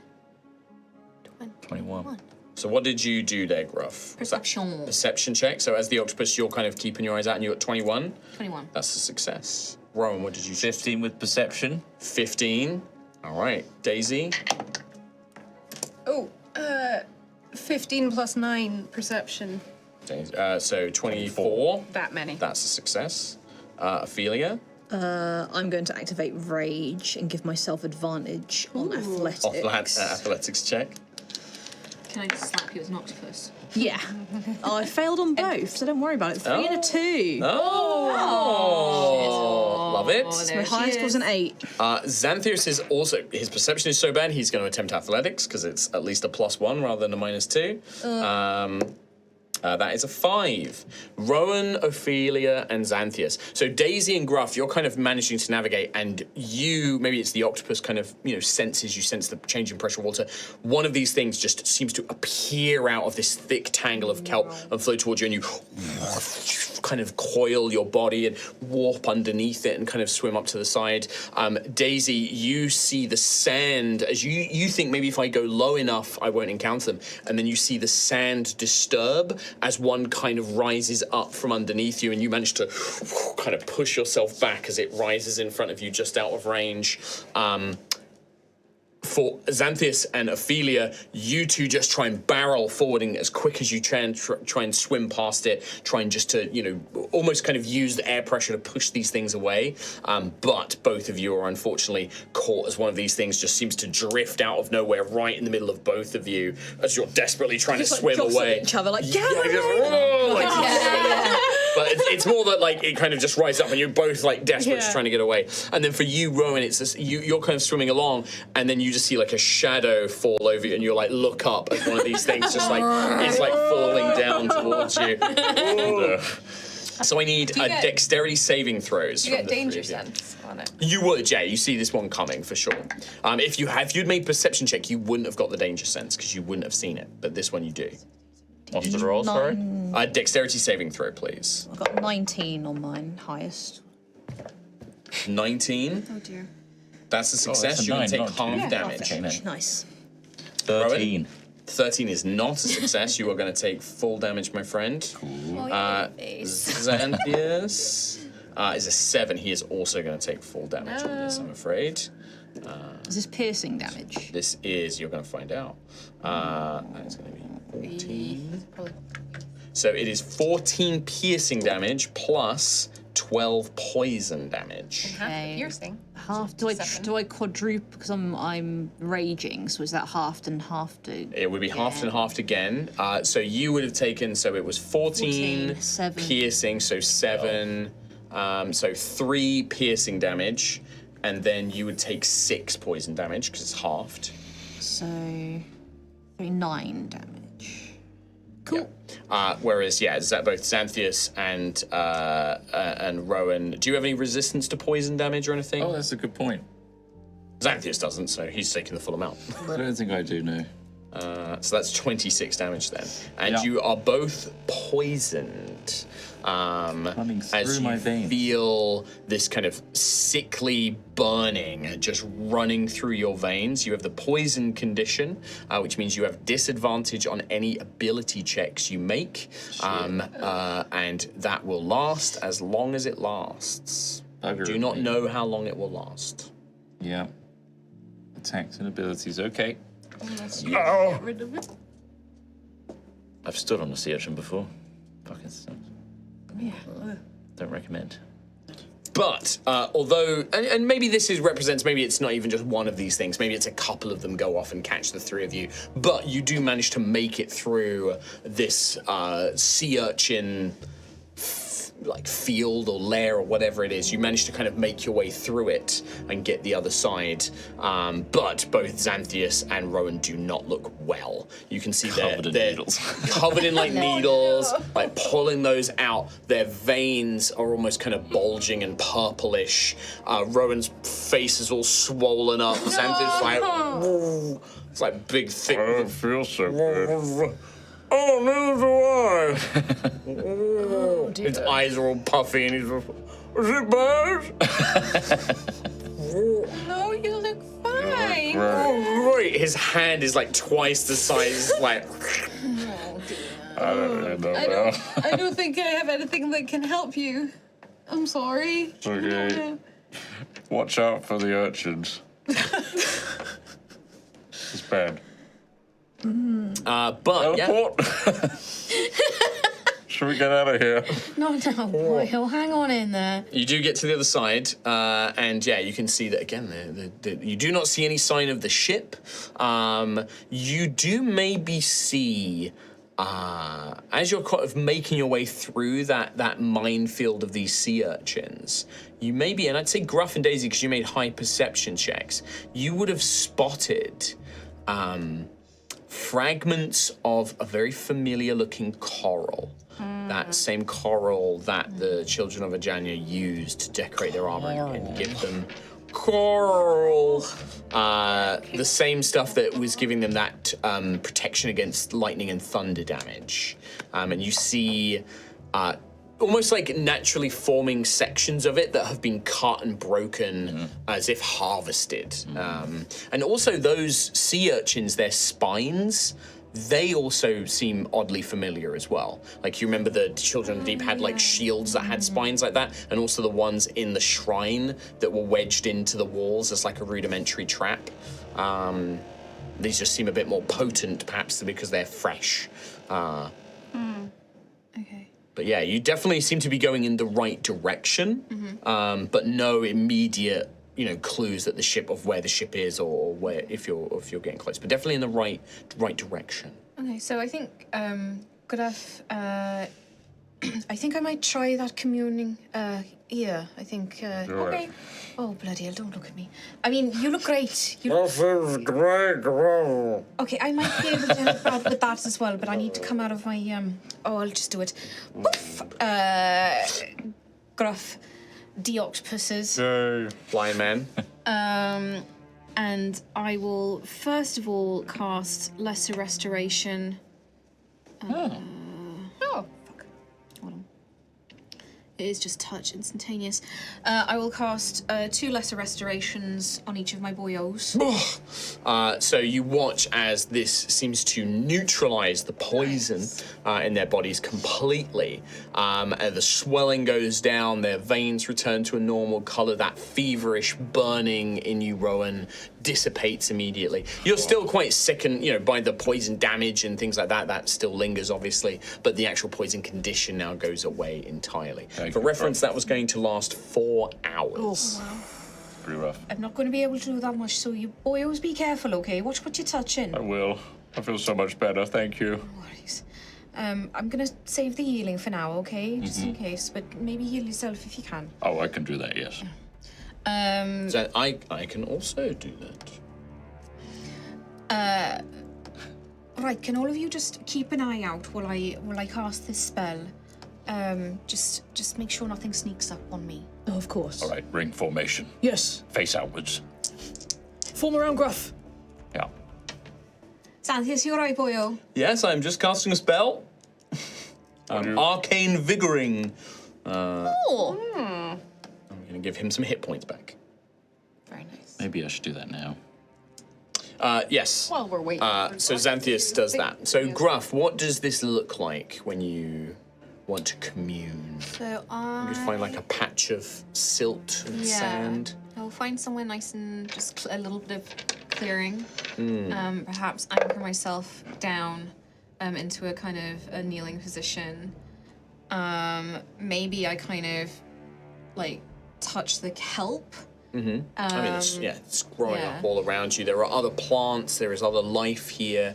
The kelp definitely. You're a man of nature and you've grown up in these kind of wild environments, Gruff. And although this isn't familiar to you, you know when a sort of invasive species takes over an area, and your druidic magic kind of hints that to you as well. You don't think that this blood kelp. Natural. It's natural, but it's been brought here and encouraged to dominate, right? Like, it has been aided through magic or willpower or something, or Janya's will, or the magic of these creatures or something. It has been encouraged to dominate this area. And there are pockets of other flora and fauna that exist here, but it's like it's been choked out, like the kelp is kind of taking up all the nutrients and... Is it possible then actually to this is maybe just for flavor, but like actually connect with some like natural. I keep saying natural. Local. Yeah. You find this kind of more bluish green, frond, almost like big lily pad style underwater plant, and it's quite thin and weak, and you get the impression of like it's clinging onto whatever it can, but all this kelp is just like sucking up all the everything that it possibly needs, and is grown more than it should have. And you can find this little plant at the base of some blood kelp, and like reach out to that instead.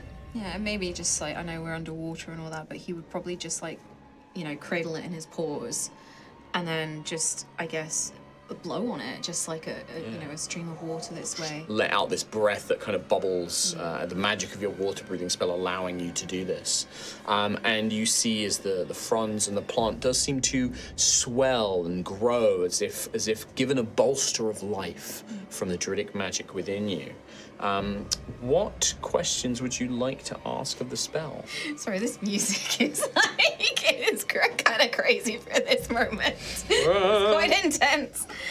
I would ask the location of one challenge rating creature. I know it might not be Can the you read right out creature. remind me of the types on that creature? Celestial, elemental, fae, fiend, or undead. I'm probably wrong, but I will try for it anyway. Hello.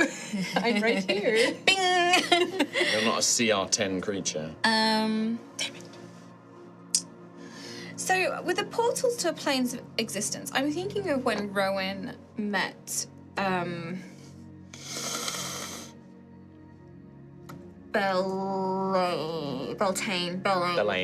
Yeah, Belane. I'm sorry, one of them. One of the other embers. Princess Belane. Yeah.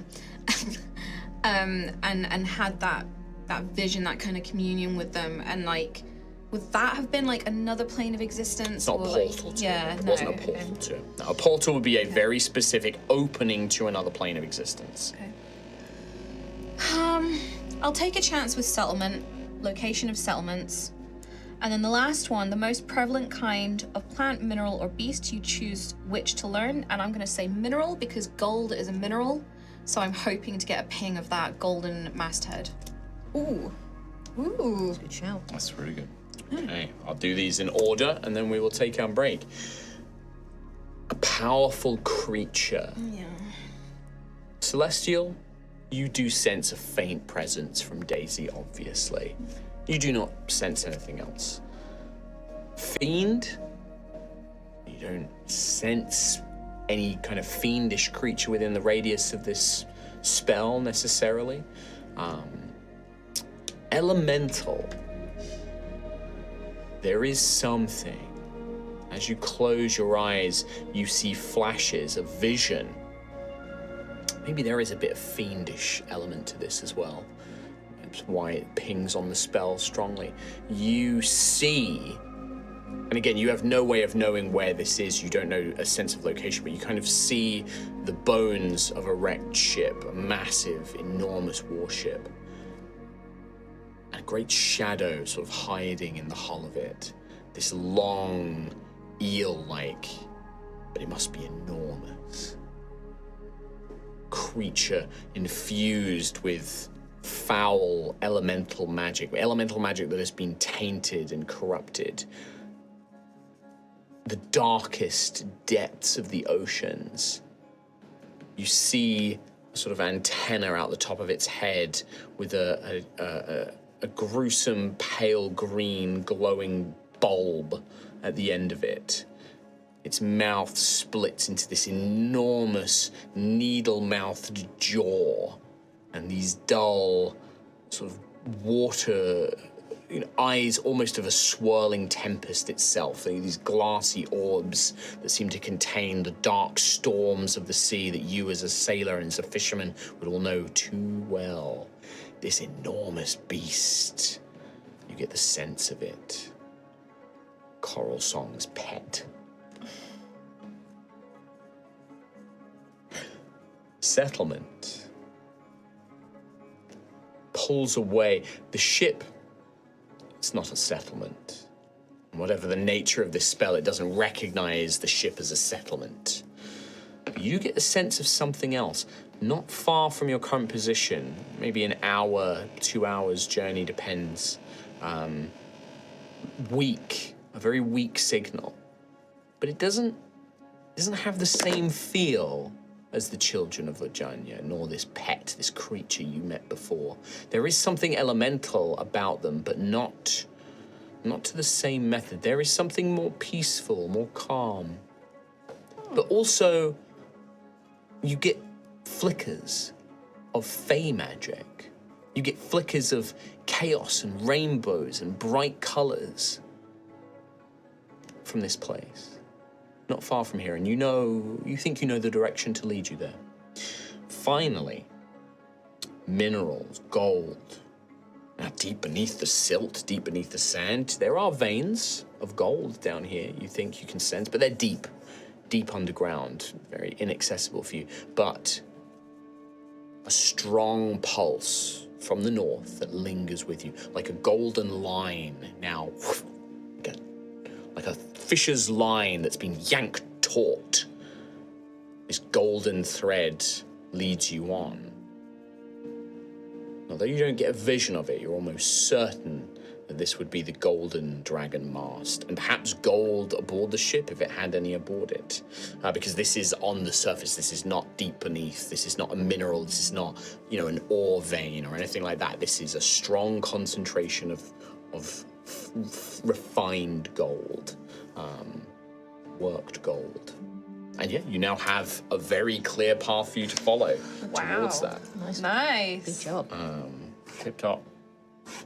With that, my friends, we will take our break, our 5-minute break.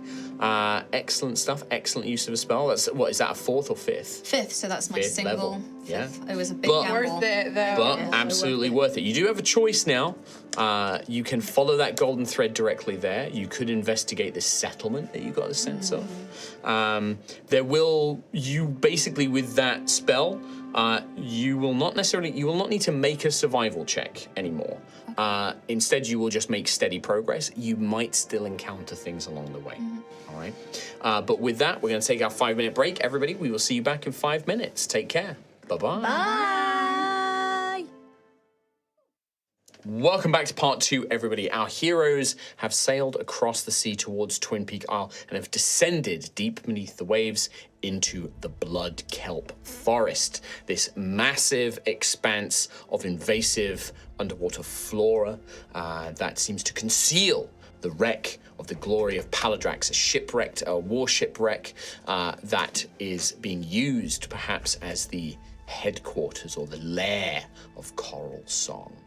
Thanks to, although they have navigated a sea urchin minefield, and Xanthias and Rowan took the brunt of the damage in such an endeavor, Gruff has managed to use the Commune with Nature spell and has not only located a very strong lead towards the shipwreck, but also witnessed a great creature dwelling within, some powerful servant of Coralsong's, but also that there may be another settlement nearby which does not seem to bear the same magic and corrupted essence that Ojanya's minions have. And that, my friends, is where we pick back up on the session today. As I said, thanks to Gruff's spell, there is no real risk of you getting lost as long as you are moving towards either this settlement or the shipwreck of the Glory of Paladrax. However, you may still encounter difficulties and things along the way. So, my question is, what would you like to do and where are you going?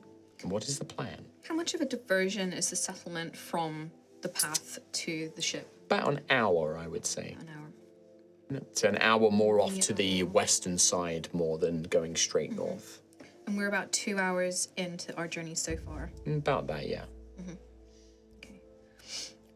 Right, I've got good news and I've got bad news. Which would you like first? Ooh. Bad. Get it over with. Yes. Yes, I'm a big fan of the shit sandwich theory. Well, if it's shit sandwich, then I need to begin with good news, right? And then do bad news and then do more good news at the end of it. Do you have 2 bits of good news, Gruff?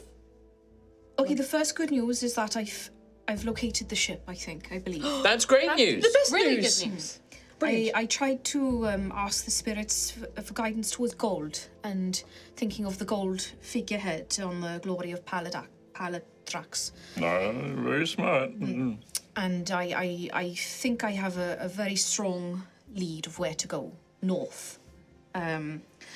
Excellent. Right, here's the shit bit. The shit filling in your sandwich. When Gruff curses, you know it's bad. Yeah. It's pretty shit, if I'm honest. 3 times. Okay, it's very bad. It's not just Coralsong there. She has a creature in her bidding. A giant creature. Oh. I couldn't see the full thing, but I got a sense of it's massive, some kind of eel-like creature with horrible antennae that glow and needle-sharp teeth. From your vision graph, this creature was certainly large enough to be able to swallow one whole, as in swallow one of you whole. I think it's definitely big enough to swallow someone, probably Xanthias. So Why me? You do kind of tend to be the one that. Well, I suppose I'm sort of the middle, the average between Rowan and Daisy. I mean, so all the creatures if it can we eat me, encountered- it probably. Maybe you should use Rowan though. Can it eat Rowan? Well, I was about to say, of all of the creatures that we've encountered so far that can chomp, you two boyos seem to be the ones who get chomped. That's true, actually. Why is that? Just delicious. I guess. Very chompable. Chomp. Very chompable. So that is a concern. That is a concern. Yes. It's a big concern. Well, we knew that Coralsong was going to have guards or something. It wasn't just going to be Coralsong, was it?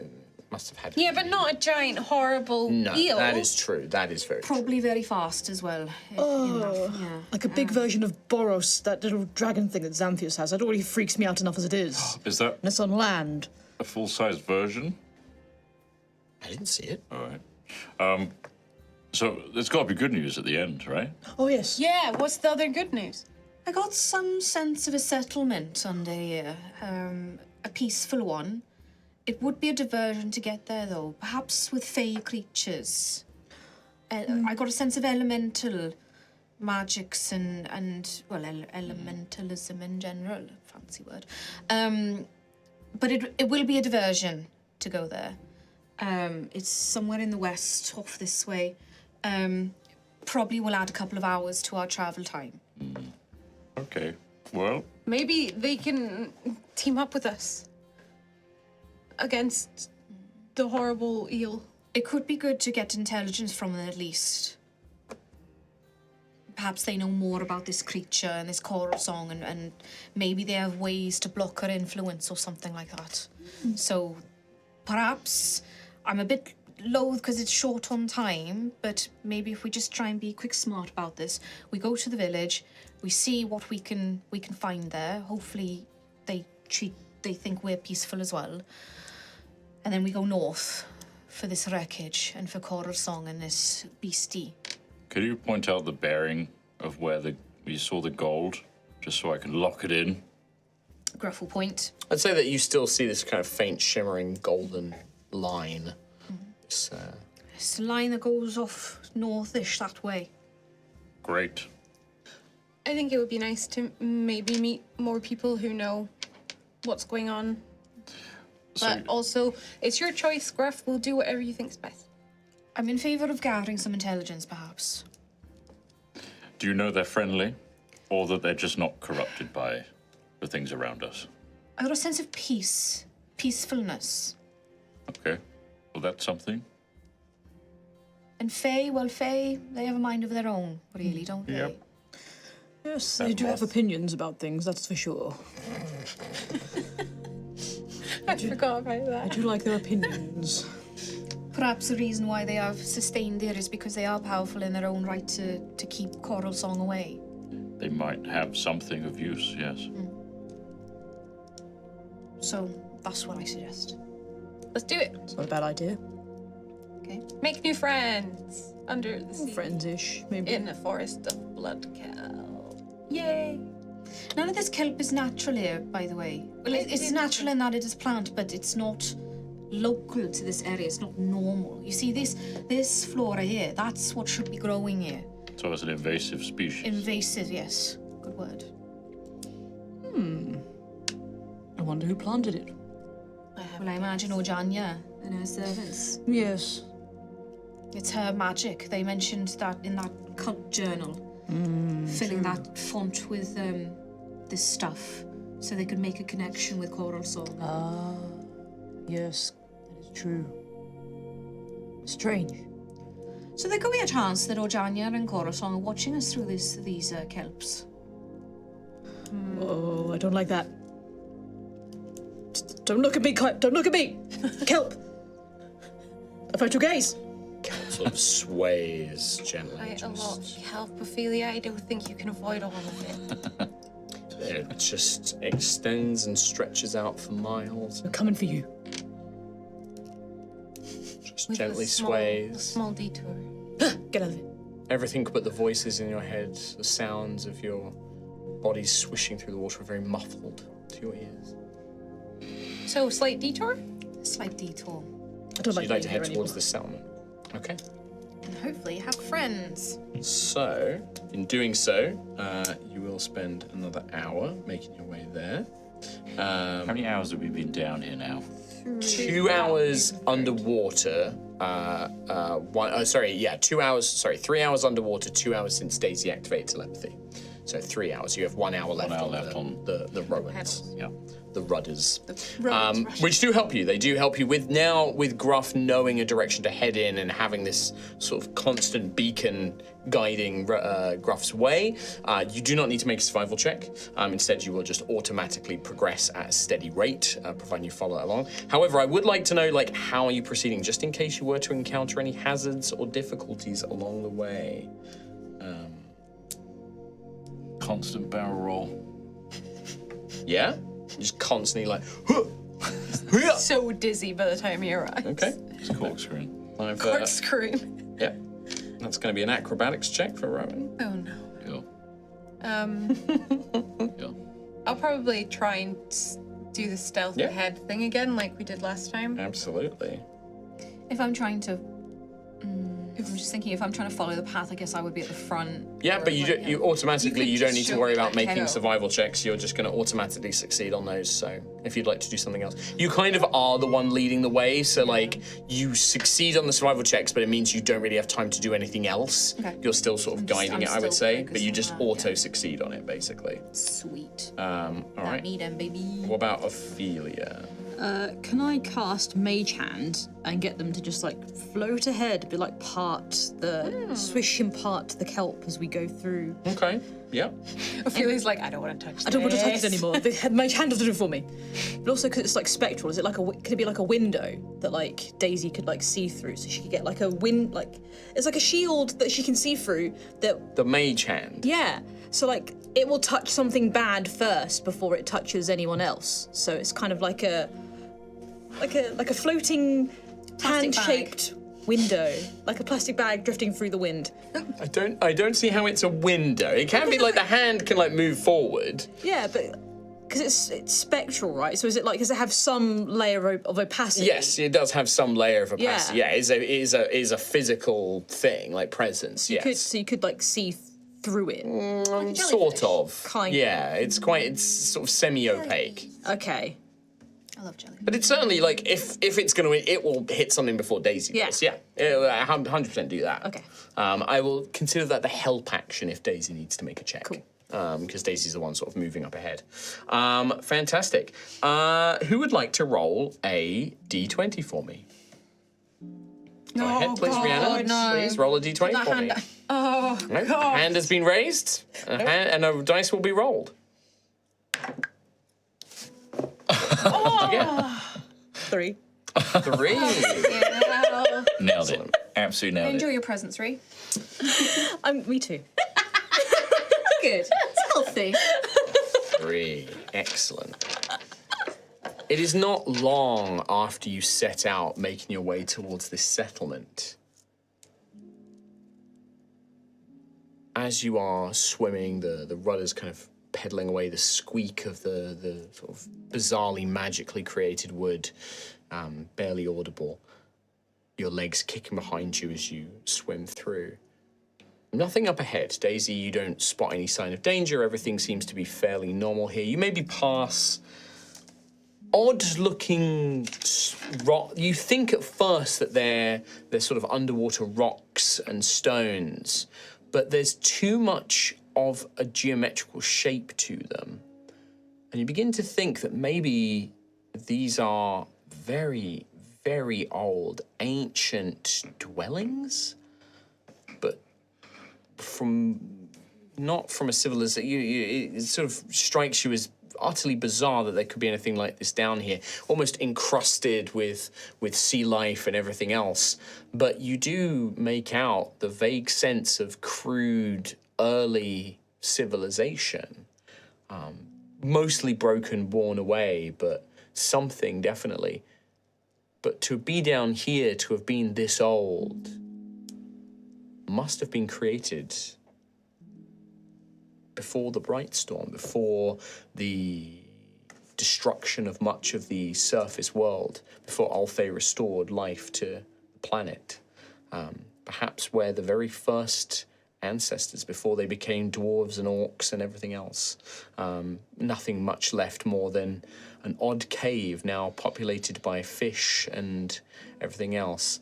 Rowan, I'm afraid, even before you go to investigate further, all of you get the sense of something behind. You glance and look around, expecting to maybe see deep children or predatory beasts, a great sea serpent. But there is nothing. But you begin to feel something.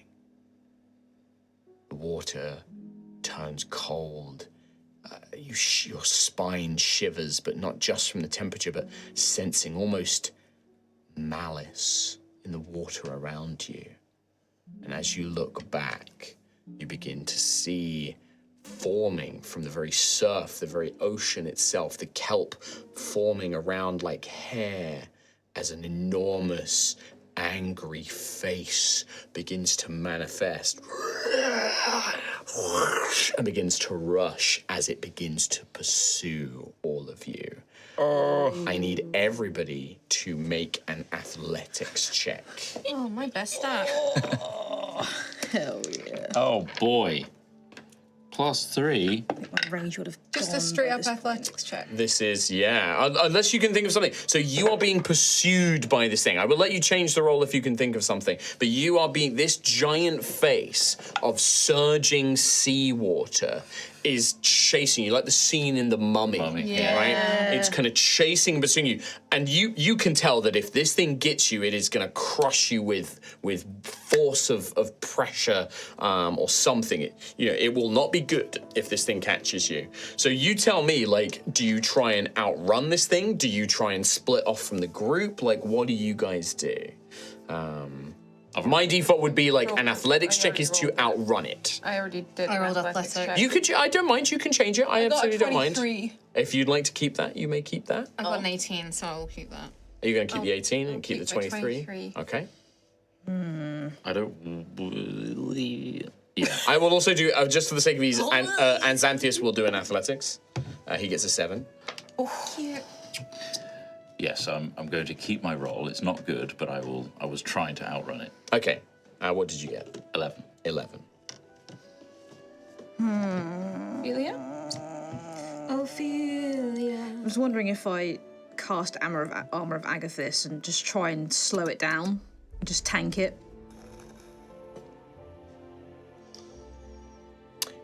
It may perhaps. May perhaps. It does create sort of frigid, it freezes around you. It may do something. Yeah, I'm gonna cast Armor of Agathis at level 1. Tank this. Okay. So you gain 5 temp HP. HP. Okay. Give it a physical barrier to slow it down against. Okay. So you purposely lag behind the others then. So, unfortunately, Ophelia, this surge of water, as it passes, you hear this deafening, rage-filled scream. This is the scream of a being, of a creature just so full of malice and hatred and fury. This is a mother's house that you have trespassed upon, and you get the sense this is not Coralsong. This is the essence of Ajanya, her rage, her divine will manifested as it surges over you. You'll gain the benefit of the temp HP, which is going to help because this is going to just do damage to you as it passes over you. In terms of slowing it down,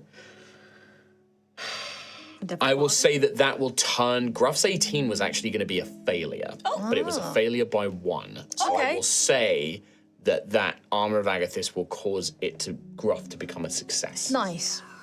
But as it passes over you, you feel this crushing weight, almost like a pair of jaws snapping shut and crushing against you. And again, this icy cold permeates through your body. Xanthias, desperately trying to swim and pedal and everything he can. He is next in line, and he is also crushed and consumed by this thing. And then finally, Rowan, you desperately just ahead of Xanthias, you two are also engulfed by it. But now, Gruff, you see your allies fall behind you, unable to do anything, and you're desperately trying to stay ahead of this thing. Eventually, its power seems to fade, or whatever malice or rage drove it breaks away as it just becomes dark, cold sea once more. Those of you who failed are going to take some damage, I'm afraid to say.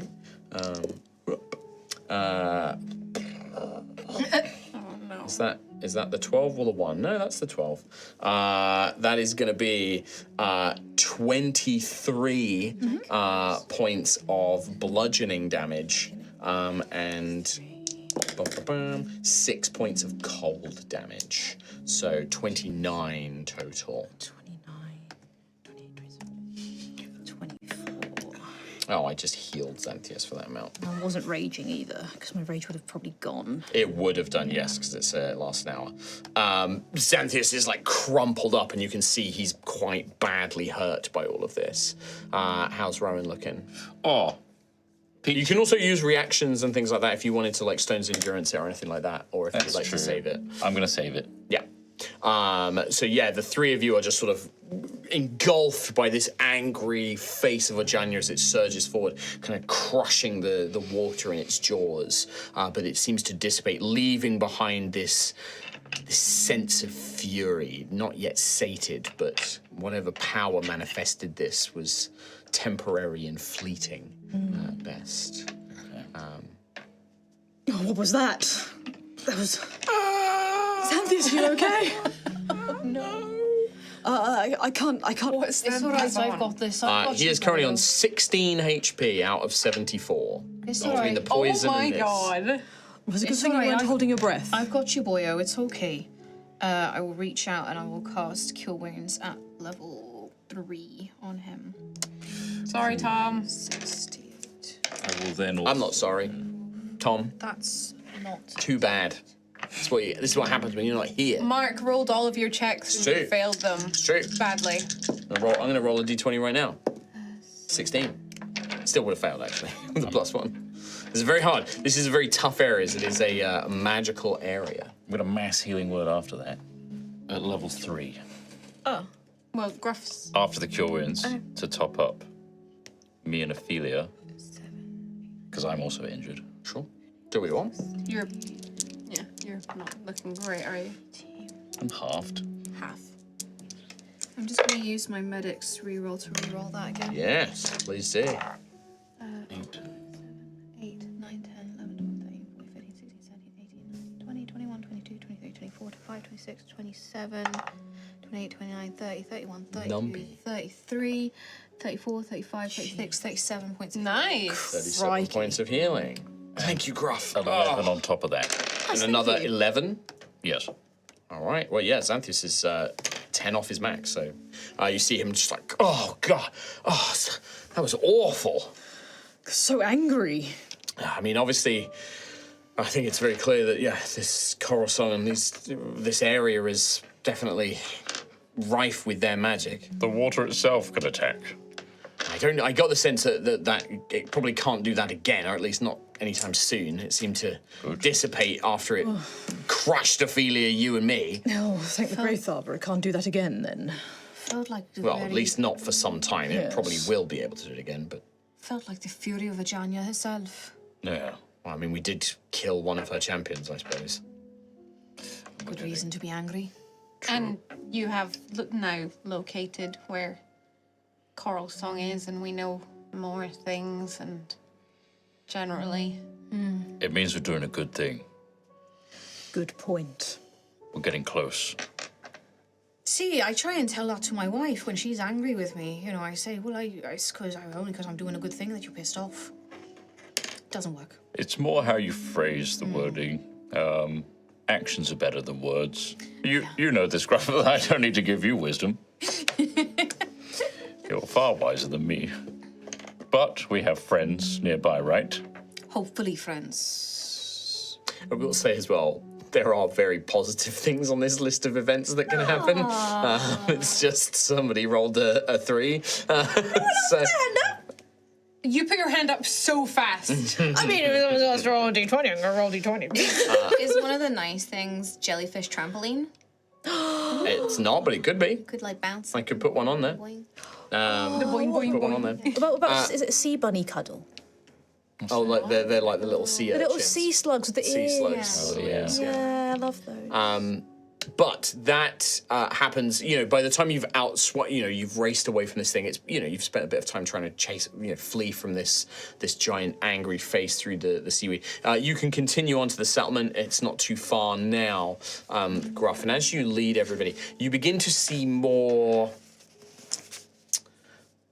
sort of underwater hills and like crests where the kelp sort of rises up, and you begin to see that the terrain gets a little bit more uneven as you've been sort of descending deeper and deeper. You're now sort of pushing up onto the sides, begins to slope back up. And up ahead, you see through the kelp, you can see movement, and you can get the sensation of you are approaching something else.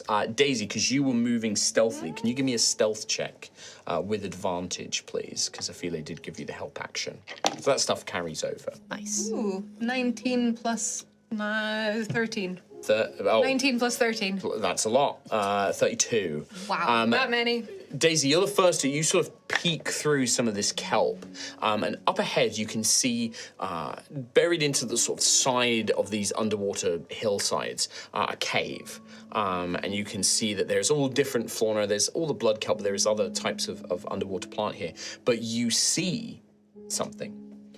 You see one of those deep children, these crab-like soldiers, riding a giant manta ray, and it's kind of got like reins, and it's like made of this kind of sinew seaweed kind of tied into a rope, and it's riding it, and it is battling another creature, and it's holding in its hand a very tightly knitted mesh net, and you can see these like colorful shapes like fish sort of flittering around inside this bag. But the creature is actually currently fighting a winning battle, unfortunately. The Deep Child is currently winning against a wounded creature. You've never seen anything like it before. It is a turtle man. The turtle! Turtle man! Turtles down It here. has like this underwater, like Galapagos kind of style turtle shell, this little bald head sticking out, and you can see that around his shell, around their waist, they have these gourds, almost like these kind of like pouches, with stoppers and corks, like quite a few of them scattered around their body, and he's wielding, probably would have been. Not a sword, it would be like a spear.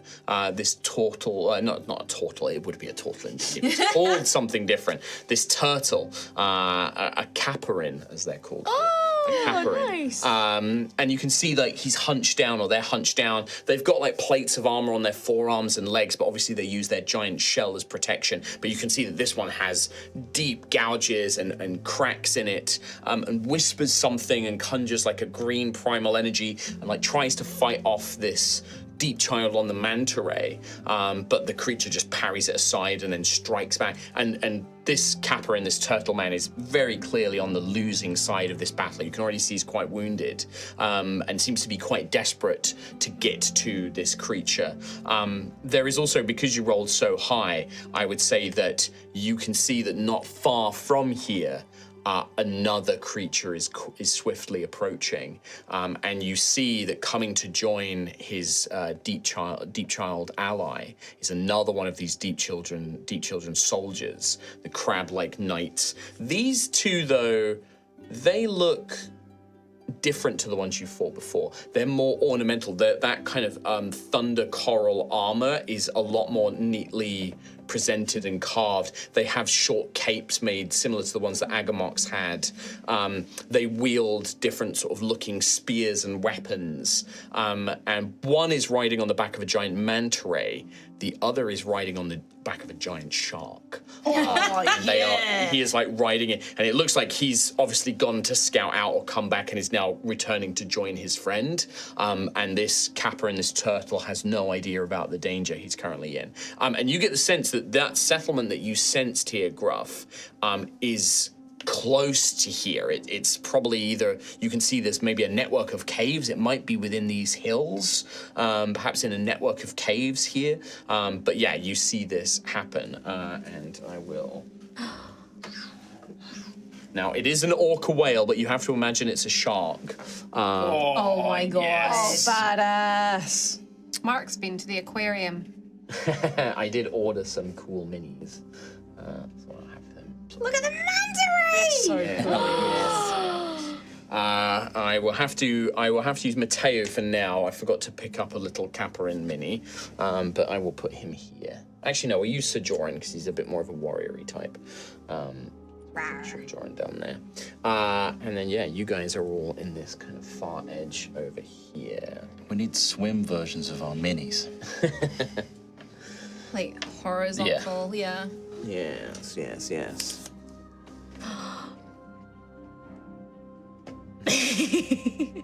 I can't reach, and nobody is helping me. This is quite fun to watch. The opposite side from me.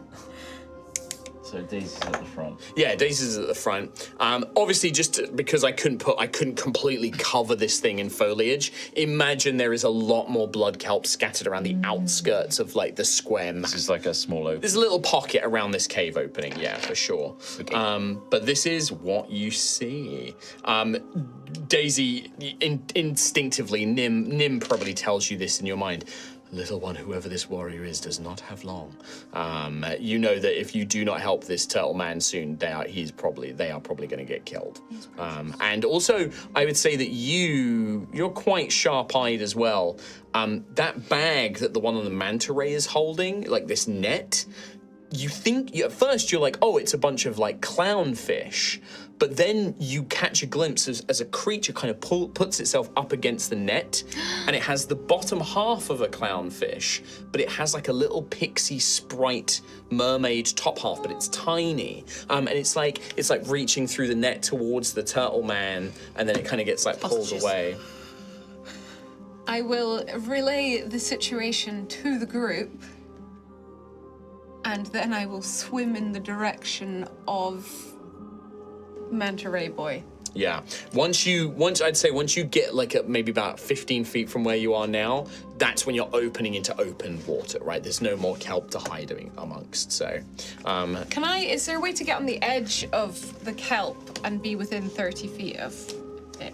let me find out. So 5, 10, 15, 20, 25, 30. I'd say like if you get over to here, you're still, I would say like the 5-foot edge on the battle map is still kelp. Can I do that? And can I shoot a crossbow at the one on top of the manta ray? You can go 5. So let's say we're like moving sort of in initiative cool here. rules 5, over there. 10, 15, 20, 25, 30. Yeah, but I can't reach those and do the claw hand. Do the pointing. So with one normal movement, you can get to about here, Daisy. You could dash and get another. Technically, also don't forget you. No, you have Rowan's rudders, so you are for now you are moving at full speed. So you could dash and get another 30 feet over this way. 5, 10, 15, 20, 25, 30. The crossbow. What's its range? Well, it says 30 and then 120. So you would be at disadvantage because it's you would be here.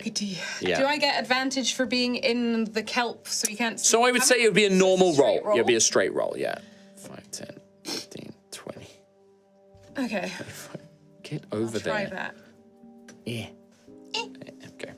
All right. So this is, does anybody, so this is going to take Daisy a turn. You guys have a turn. If anybody else would like to do anything before Daisy fires this crossbow. Because that is going to basically be our roll initiative.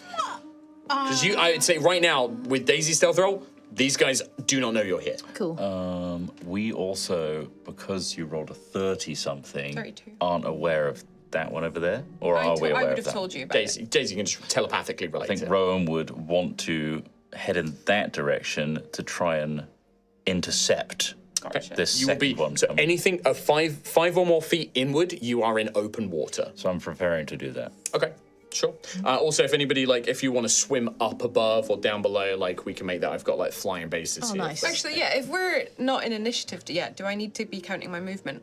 Because we're not. I'm just for the sake of it, because I don't want you to go too far. This is the first 6 seconds, so we're not in initiative, but I still want to go round by round. Do you know what I mean? So do you want to move then? I will move so long as it doesn't break my stealth, so it's probably only 10 feet forward, right? If you don't want Or to you break can go stealth, I that would way. say Oh yeah, that I'll way, skirt that. 5, 10, 15, 20, 25, 30. It's about there, and then I'm going to cut in when initiative begins. So I'd say if you want to maintain stealth, I'd say you can kind of get to here. Okay, cool. And you're kind of using this rock and everything else to kind of stay hidden. Cool. And that's it. That's Anything else anybody wants to do in you sort of have one turn free. I don't want to push my luck with stealth, so I'm gonna stay here for now and move up when it's ready. Yeah. I just remembered as well, I do have to mark off a spell slot for Xanthias for mage armor. I Cast that every wish. turn. I wish. Does jump work underwater? No. What if I push myself off a rock? No. You're still swimming. I would like to heal the turtle guy. I've got healing word at 60 foot.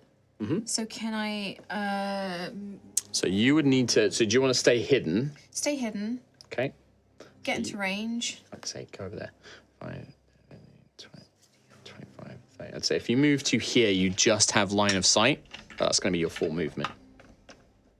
Cool, and I will prepare to. Prepared to do that, yeah. Roll it. We'll do that all simultaneously with the attack roll. Ophelia. Jawohl. And would you guys like to tell me what to do with Xanthias? Because I don't want to make decisions. Explode. You can do that. Would you give in to sovereign? He can't use fire underwater. He can, but He everything can, it's has at resistance to it. Okay. Automatic resistance to it. What can he do that's not fire? He can do many things. He can do other spells. So we've got. Yeah, but what's his spell options that would be? Well, his easiest one is just to do a cantrip, which is Sorcerous Burst, because then he picks the element. That's probably what we'd do. Can he come? 120-foot range. Do you have a preferred target? Maybe we'll deal with that one first. Manta ray guy? Yeah. Get rid of the immediate threat. Sure, he can Well, it's down literally to do... Gruff. Xanthias will remain exactly where he is. You all have independent thought. You're all seasoned fighters. Xanthias doesn't right now, so. Ophelia? I said what I wanted. I wanted him to explode. I'll move a little bit closer, but I don't want to break stealth. I don't want to push it. You basically go up next to I don't know why it Gruff. does. Yeah, I think I'll. Sometimes it does it. Sometimes it doesn't. I don't want to give away our Just imagine position. that it's a shock. Okay. All right, so in that case, the two things that are going to happen is Daisy's going to make an attack and Gruff is going to cast Healing Word. Perfect. Can I prepare an action? You can prepare an action, yeah. I would like to Roll prepare quick. to cast slow on those two creatures back there. Okay. I'm casting it at level Do you want my 3. I will need to know the attack roll. And eventually I would just need to know how many hit points. 25 to hit. I rolled a 25 16 to hit. plus 9. Are you targeting the dude rider? on the rider. The rider, okay. So this is... Do I get sneak attack because the little turtle man's beside him? That's an interesting And he doesn't question. know I'm here. No, but so it's a straight roll. If you But had it would've disadvantage, been it wouldn't mattered. But it would have been advantage. But disadvantage means you don't get sneak attack, no matter what. I will say he is currently distracted with his current target. I would say yes, I will give you the sneak attack on this.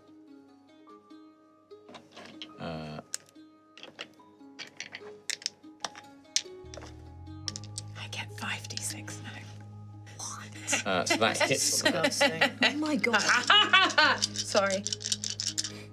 Cool. Disgusting. Okay. It's a bit 11, 12, 13, 14.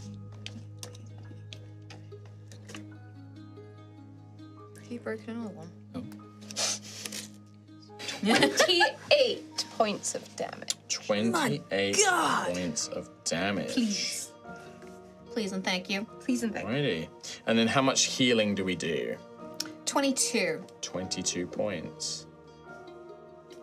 Ding Very dong. good, very good. Okay.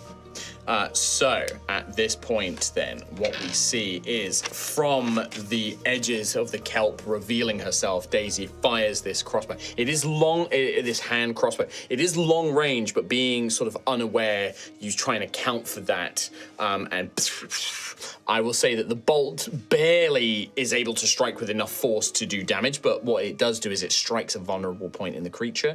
If he had been further away, I think that, like, because I think that underwater weapon ranges are limited to their short range, but I'm going to allow it for this anyway. The bolt connects, and you see it sink into the creature's underneath the carapace. It does not react to that as if it was as bad a blow as it should have been. Like, it kind of, these things seem tougher than the soldiers you fought before. You get the impression that these are elite soldiers. These are not the same as the ones that came with Agamox. Their decorations, their manner, they look bigger, they look tougher. It sort of looks over towards you, Daisy, and spots you and kind of yanks on the reins a little bit. Meanwhile, the primal energy of your healing Seren sort of almost as if flying through the water encircles this Caperin, who looks up and sort of raises a three-toed sort of hand, almost to like touch, like, what is this? Like, you know, this creature, and then tracks its eyeline back to you. Definitely seems wary, like is now like not sure what's going on, sort of doesn't know whether to point their spear at you, but knows that this is a greater threat, and looks at you, Gruff, and will gesture with it, like gestures. It does a series of gestures and points towards the creature. I am proficient in common sign language. This is not common. This is a special Caperin language. Is there similarities, like between American and British? I would say there is you get the sense that you don't know exactly what's being said, but it's urgent. The way that they're doing it is very urgent, and you almost get like help, and it's pointing towards the bag, the net of the little fairy creatures, the little fairy mermaids. It's like some sort of like help them or get them or do or something like that, you know. I will give a very affirmative nod back. We love that. And I will communicate with everyone else. The net, the bag, those creatures need to be freed. All right. With that, I would like everyone to please roll initiative. I also need to check my text messages because I've had some from Mr. Thomas. Did he explode? Don't think so. I need to check. And then we have Elite 1, 10. 2. I'm just gonna have the mounts go together. D4s are really spiky. What's the D4? They're so spiky. Especially on these dispel dice. Xanthius gets a 8. Oh, wow. Wow. Shot 1. Terrible. What can I do? You're rolling really interestingly for Xanthius today. I just rolled interestingly for my monsters as well, a 1 and a 2 on their initiative. They're going last. And then the mounts are also awful. So Daisy, what are we looking at initiative-wise? 16. 16. Oh, also, they should have had disadvantage on all the initiatives anyway. Not that it fucking matters with those rolls I made, but they would have had disadvantage because they do have the surprised condition. Rowan. I got 18. 18. So 16 for Daisy, Rowan 18, 8 for Xanthius, Gruff, 10. and Ophelia. 23. I got a natural 20. Always high on the initiatives. Barbarians have advantage. Yes. Thomas, what are you texting me? Clear.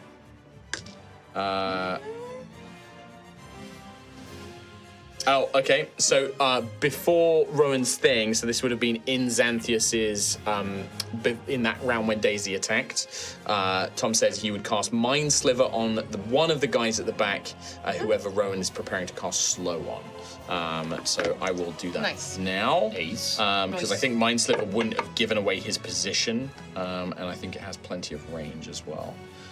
60 feet. Ooh. Maybe not. Might not be able to. No, might not. We have to swim out. 5, 10, 15, 20, Yeah, it's 25, not 30, 35, 40, 45, 50, 55, 60 would not be enough, this guy. Unless he moved to where, because he didn't move. He did move, but even then he can't get Can't see it. to the 60 feet to get to Rowan because it's 5, 10, 15, 20, 25, 30. He wouldn't be able to get close enough, so not if he was going to try and stay hidden, I don't think, anyway. A snake. What's that? I will move him closer, but yeah, he will do the same thing. He'll do a held action. He'll do a held action to try and cast that. Oh fuck, is what Tom said to that. But what I'll do, Tom, is I'll have him do a held action. So if he does get a chance to cast it before Rowan's spell, he will. He pew pew. In that case, Ophelia, you are up first. Yeah, I think Ophelia's just gonna sprint up to the manta ray. She's gonna do a full dash. Right. As a reminder, because the Rowan's rudders require 2 hands. Do I have a Rowan's rudder? You have a Rowan's rudder. Do you have one? You can get there, but then if you want to draw your weapons, you have to basically abandon the device. I'm not going to draw my weapons yet because I don't think I can get close enough Okay. to start with. You've got 50 feet. Because remember, with the Rowan's rudder, you can move full distance. Oh, it's full speed. Okay. Yeah, with the Rowan's rudder. So in that case, I will, move the 50 feet. Pass me. Let's see. So 50 feet would get. Is that you going to be in 50 feet. striking range then? Oh my god. No, you are. With my 5 whip? With your whip, yes, but a whip is going to be disadvantage underwater. True. But if I'm gonna You could reckless. reckless rage, strike with the whip, and So this is just a flat roll. The Flat roll. advantage and disadvantage cancel out. and then But the Rowan's rudder now sort of is abandoned as you like draw That's the fine, whip, basically. Kind of at that 4th hour-ish. Yeah, Yeah, after it's this almost encounter, like, basically, yeah. it's going to be gone. So 16 to hit with the whip. 16 to hit with it. Who are you targeting? I'm targeting the ray. The ray? I'm gonna try and hit it with slow. Okay, I will attempt to make a check to see if because he is a mounted combatant, I can force you to attack him instead. So keep that roll. That is going to be a successful check on his part. So you have to target him, and his Fine. AC is not 16. So he kind of rears the mount to the side as the whip, instead of striking into the creature, he kind of causes the mount to dodge to the side, and it strikes into his armor, but is not successful. Okay, with my rage, I can move half my movement. Oh, so you can So dash can I in. dash up into the Yeah. rider's business. Yeah. And then strike him again with veracity. Yeah, so you sort of sheathe the whip as you're going, and then whoosh. Come on, baby. Ooh, 19. So 26. That to will hit. definitely hit. Fantastic. So just straight up damage. D8 plus 5, full 8, 13, and my rage plus 2, 15 damage. 15 points of damage. 15. Sorry, I got to do some maths. Yeah, that strike deftly wounds the creature, who is now bloodied. Nice. As Veracity strikes in, piercing through the carapace armor. I can feel you do that thing like in Nemo when the blood goes through the water and it goes up her nose. However, The eyes roll back. as a reaction, I'm going to have, as a reaction, he is going to trigger his Toxin Spine Shield. I need you to make a dexterity saving throw. Nice. Do I see this coming with my danger You sense? do see this coming. Lovely jubbly. Natural 20. Boy. 23. No problem. So he swings the shield to kind of impale you with these spines, but you push yourself back, deftly agile, which the creature seems to find surprising, kind of looks at you. It just kind of gurgles underwater, speaking in some guttural, primordial language. Oh, I don't like that. Ew. I don't like that. All right. Disgusting. Ophelia, anything else on your turn? That is me all done, thank you. Alrighty. Then unfortunately it would be Rowan next. Unfortunately. Oh, just because Xanthius' held action won't go off beforehand, so... Rowan is casting slow on those two creatures. Yes. You cast slow on those creatures. Wisdom save of 15. Wisdom save of 15. I'll do the giant shark first. Huh. A 5. The giant shark is slowed. What about its rider? Natural 20. So the rider, obviously protected by Ojanya's magic or Coralsong's magic, shrugs off the effect, but its mount suddenly kind of lurches sluggishly making its way through the water, the shark blinking and turning its head in confusion as to what is happening to its body. Cool. Excellent. Concentration, don't forget. Yes. Oh, would you like to move? Yes, I'm going to move. You have revealed yourself now as well, so... I'm going to rudder for the last time. For the last Literally in a straight line. Blub, blub, blub, blub, blub. Don't take my plant with you. Oh, I got caught in the kelp. And then, Yeah. and then throw the rudder.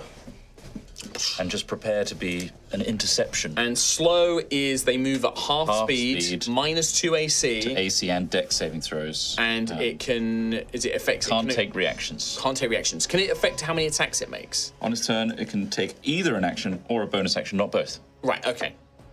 All right. And it can make only one attack if it takes the attack action. There you go. That's important because the shark does have multi-attack, so it Okay. can only make 2 attacks. Anything else, Rowan, on your turn? I am maxed out. Daisy. Hello. I'm gonna move. Okay, Rach. Have you got the things? Where do you want to go? A lend a hand. Thank you. This is Handy. because we've lost all of the freaking thing. Mark's Tom taken break all one. of I did not take them. I think just a lot of them broke. A lot of them broke. A lot of them broke. Mine disappeared. I'm gonna move there, I tuck in here. and then I'm going to shoot the crossbow at the rider again, please. Yep. From here. Yep. So now I would say, yeah, it's just a normal Straight attack. attack. Yep. And at the rider, yes? Yes, please. Okay. 15 plus 9. That many. 24. Can I do anything with that? No, I cannot. Okay. I get sneak attack because Ophelia's next to him. That wasn't a very good sneak attack roll, however.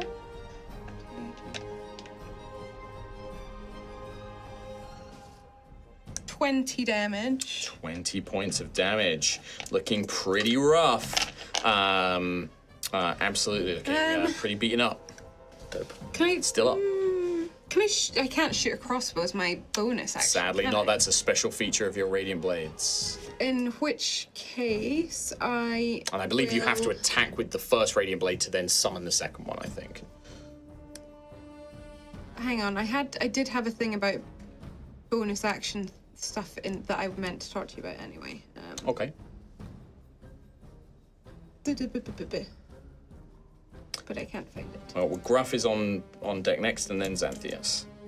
That's right, Tom. Blades. You've got time to message in your Yeah. attack. Text because the Mind Sliver didn't go off, so if you would like to do something else, I was going to have you Sorceress Burst. Pew. So explode. Will explode. Sort of. Mini explode. Controlled explode. Yeah. When I nick for dagger, when I make the extra attack with the light property, I can make it as part of an attack action instead of a bonus action. Yes. I would- So the way that the only way that works is you have to attack with the main hand weapon that is light, like your Radiant Dagger, and then the second attack has the nick property with your normal dagger. So you could throw it, but it would have to be when you attack with your normal dagger, not with the hand crossbow, because the crossbow doesn't have the So property. I don't get anything else? I don't think so. Not right now. No. Crossbow? That's poopy. Yep. Okay, that's me done then. Okay. Gruff. Did you say that Crab Boy looks bloodied? The one on Or it's top. the manta yeah. ray? No, it's No, the rider was The bloodied. rider. Yeah. Okay. Form of an octopus. Okay. I don't have an octopus. That's fine. We can theatre mind it. I You're will a crab man. with my 60-foot movement. Swoosh over towards Manta Ray and Ryder. Mm-hmm.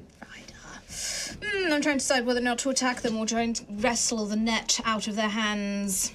It's your choice. that was instead of as a bonus action. Will It's what?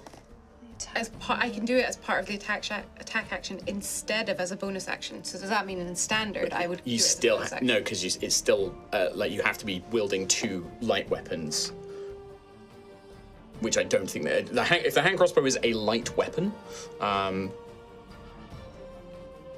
Is this a medium or small Yeah, creature? range light. Okay, so in that case, yeah, you can, with your main hand, you can crossbow. Sorry, Kim, I'm going to come back to you. I just need to answer Sorry, this. I just wanted You to can go hand crossbow, and then you can attack with a normal dagger, not your radiant blade. You can attack with a normal dagger, which has the nick property. Because I don't believe the radiant blade has the nick property, it has the vex property. Doesn't matter. Yeah, it's a normal dagger that has nick, not the radiant blade. Because I'm a giant octopus with grabby little tentacles. Yeah, And octopuses are well known for their fantastic grip. yeah, And it does say that I can grapple things yeah. if I attack, but can I grab the net and try and like latch myself onto it? You certainly can. Yeah. That would be. I would say that would be an opposed strength roll.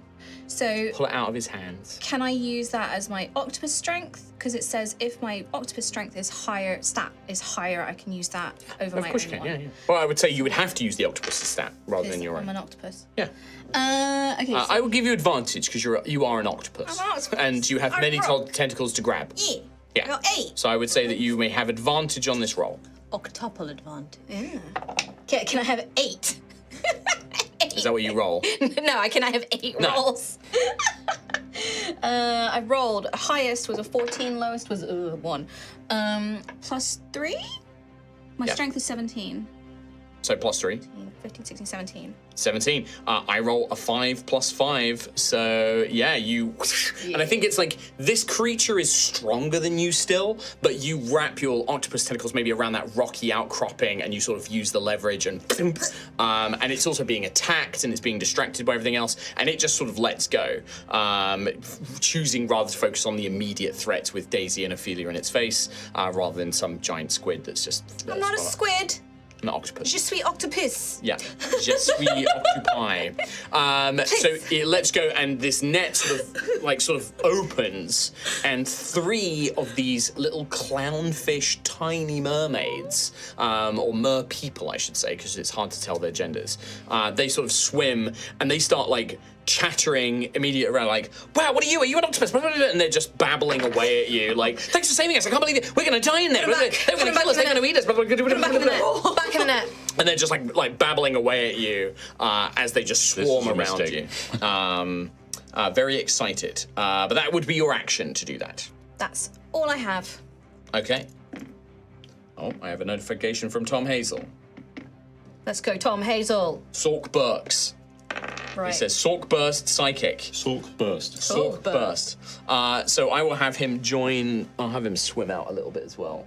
5, 10, 15, 20, 25, 30. And he will Sorcerous Burst upon the rider of the. Actually, or should he go for the giant sharks? It's got less AC right now. What would you like him to do? Shark or rider? Shark. Shark. Done.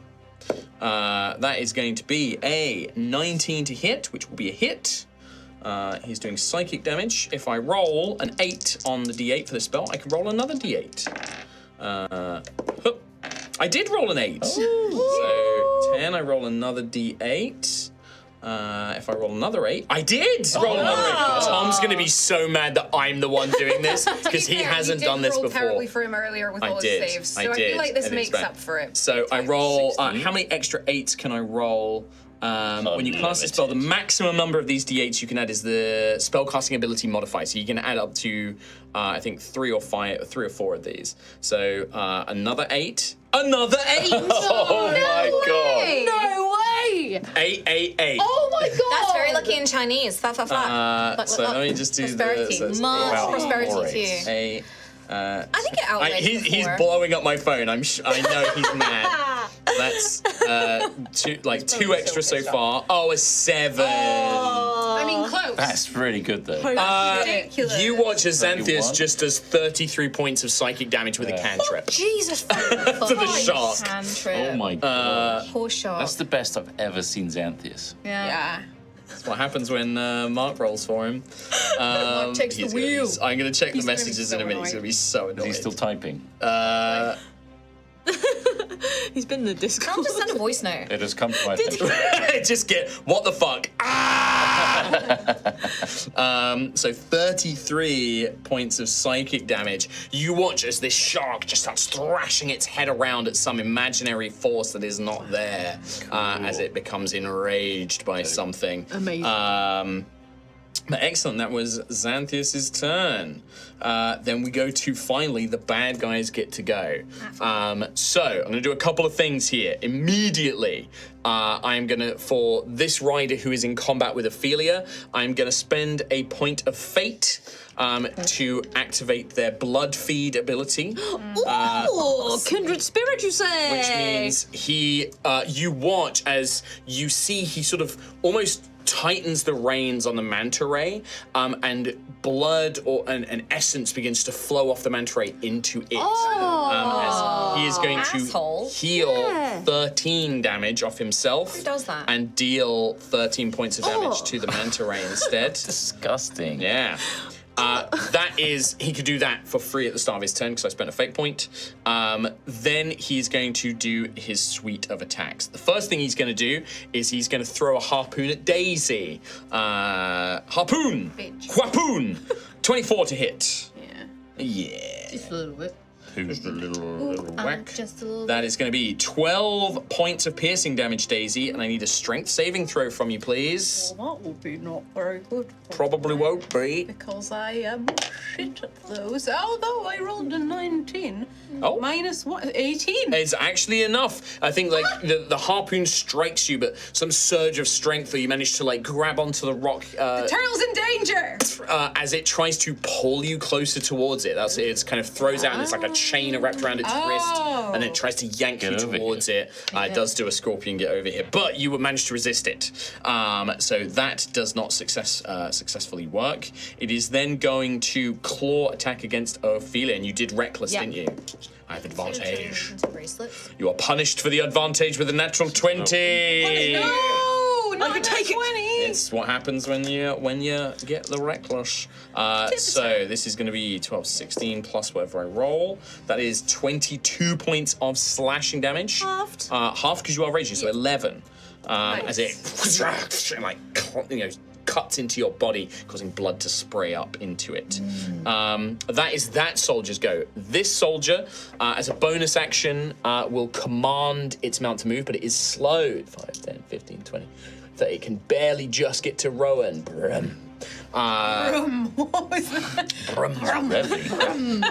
It is going to do something similar. It is going to try and harpoon Xanthias. Oh, that might miss. That is going to be 13 misses Xanthias, pings off of his mage armor. So the harpoon does not strike, and then he's going to attempt to claw Rowan.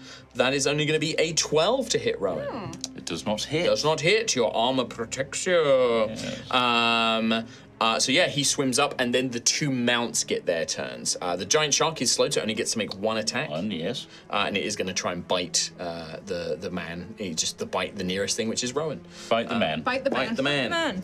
18 to hit. That will hit. Do you have all of your hit points? No. Oh, it has advantage. That's good. 27 to hit, so it will definitely hit. It hit the first time. What if you got a nat 20 then? Yeah, exactly. That's a good point. 15 points of piercing damage.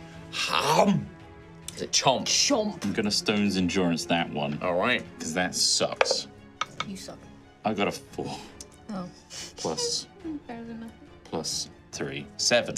7, so you reduce it by 7, so 15 down by 7 is 8 left. Meanwhile, the manta ray has its kind of giant stinger tail, but it also has like mandibles. It's a manta ray, but it's like a fucked up manta ray.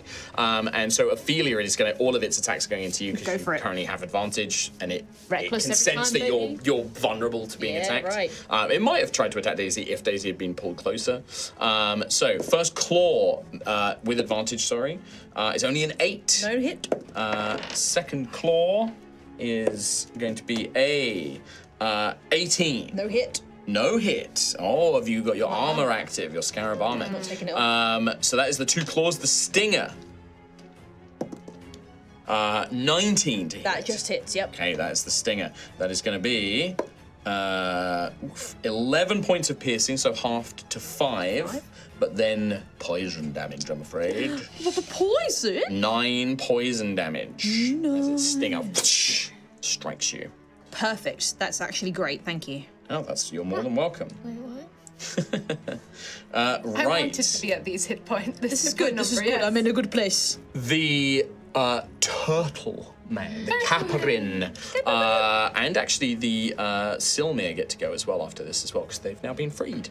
The turtle man is going to strike, sensing that this elite soldier is weakened. He sort of pushes up off the ground and swims up. And around to the side to come and join Altheya. And with his spear, he strikes out. And you watch as his spear is kind of glowing with green druidic energy. Coral begins to kind of almost form around where he strikes, trying to ensnaring strike. That is going to be an 18 to hit, which just barely hits the rider. He is going to take 10 points of piercing damage. And he is restrained on a failed strength saving throw, which he passes, unfortunately. So the coral sort of tries to trap him and slow his movements, and he just...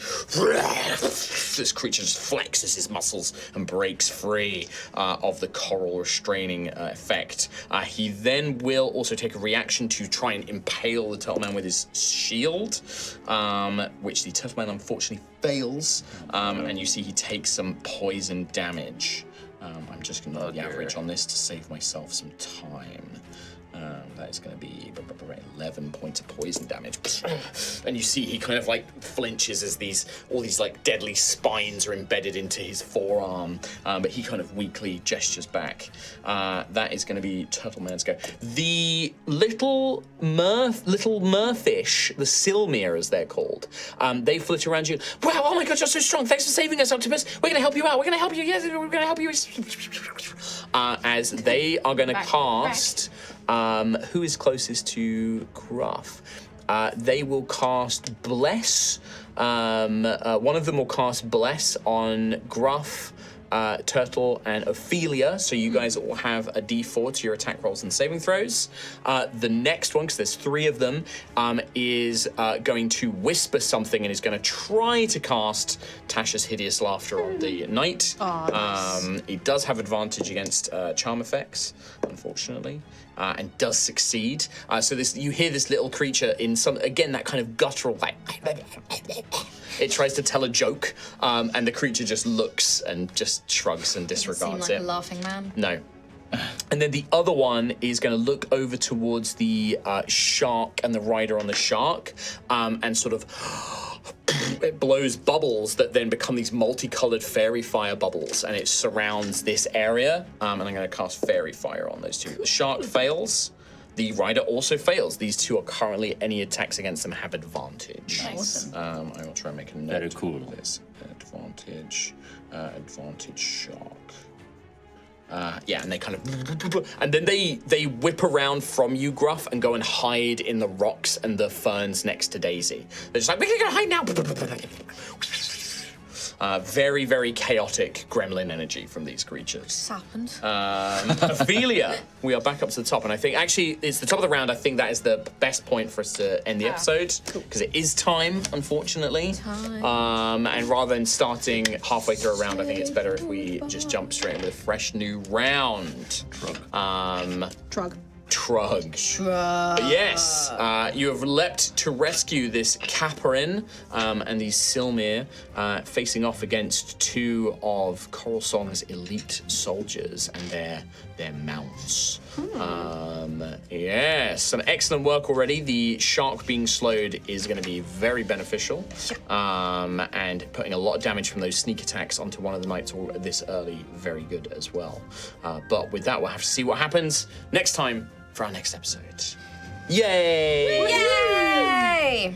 Thanks for watching. Now just imagine if Mateo and Sojourn had been here. And take this as your note to go to the aquarium if you need to build underwater maps, because it's fantastic. I Just ordered order these from order aquarium It's things. great. I'm going to use these for these are great for alien Yeah. planets or just bizarre fauna. I got a big bag of it off Amazon and I've saved all the non-red bits. They're going to be used for other things. Cool. But yeah, mixed with Dwarven Forge, it looks pretty great. Does. Certainly does. Pretty great. Also, Orca makes great giant shark. Orca. Orca. And this dark mantle, perfect manta ray. Yeah, that's pretty spooky, that one. I don't like that one. Love it. With that, thank you so much for joining us, everybody. That is going to be the end of today's episode. We will see you next time for more High Rollers. Take care. Bye-bye. Bye.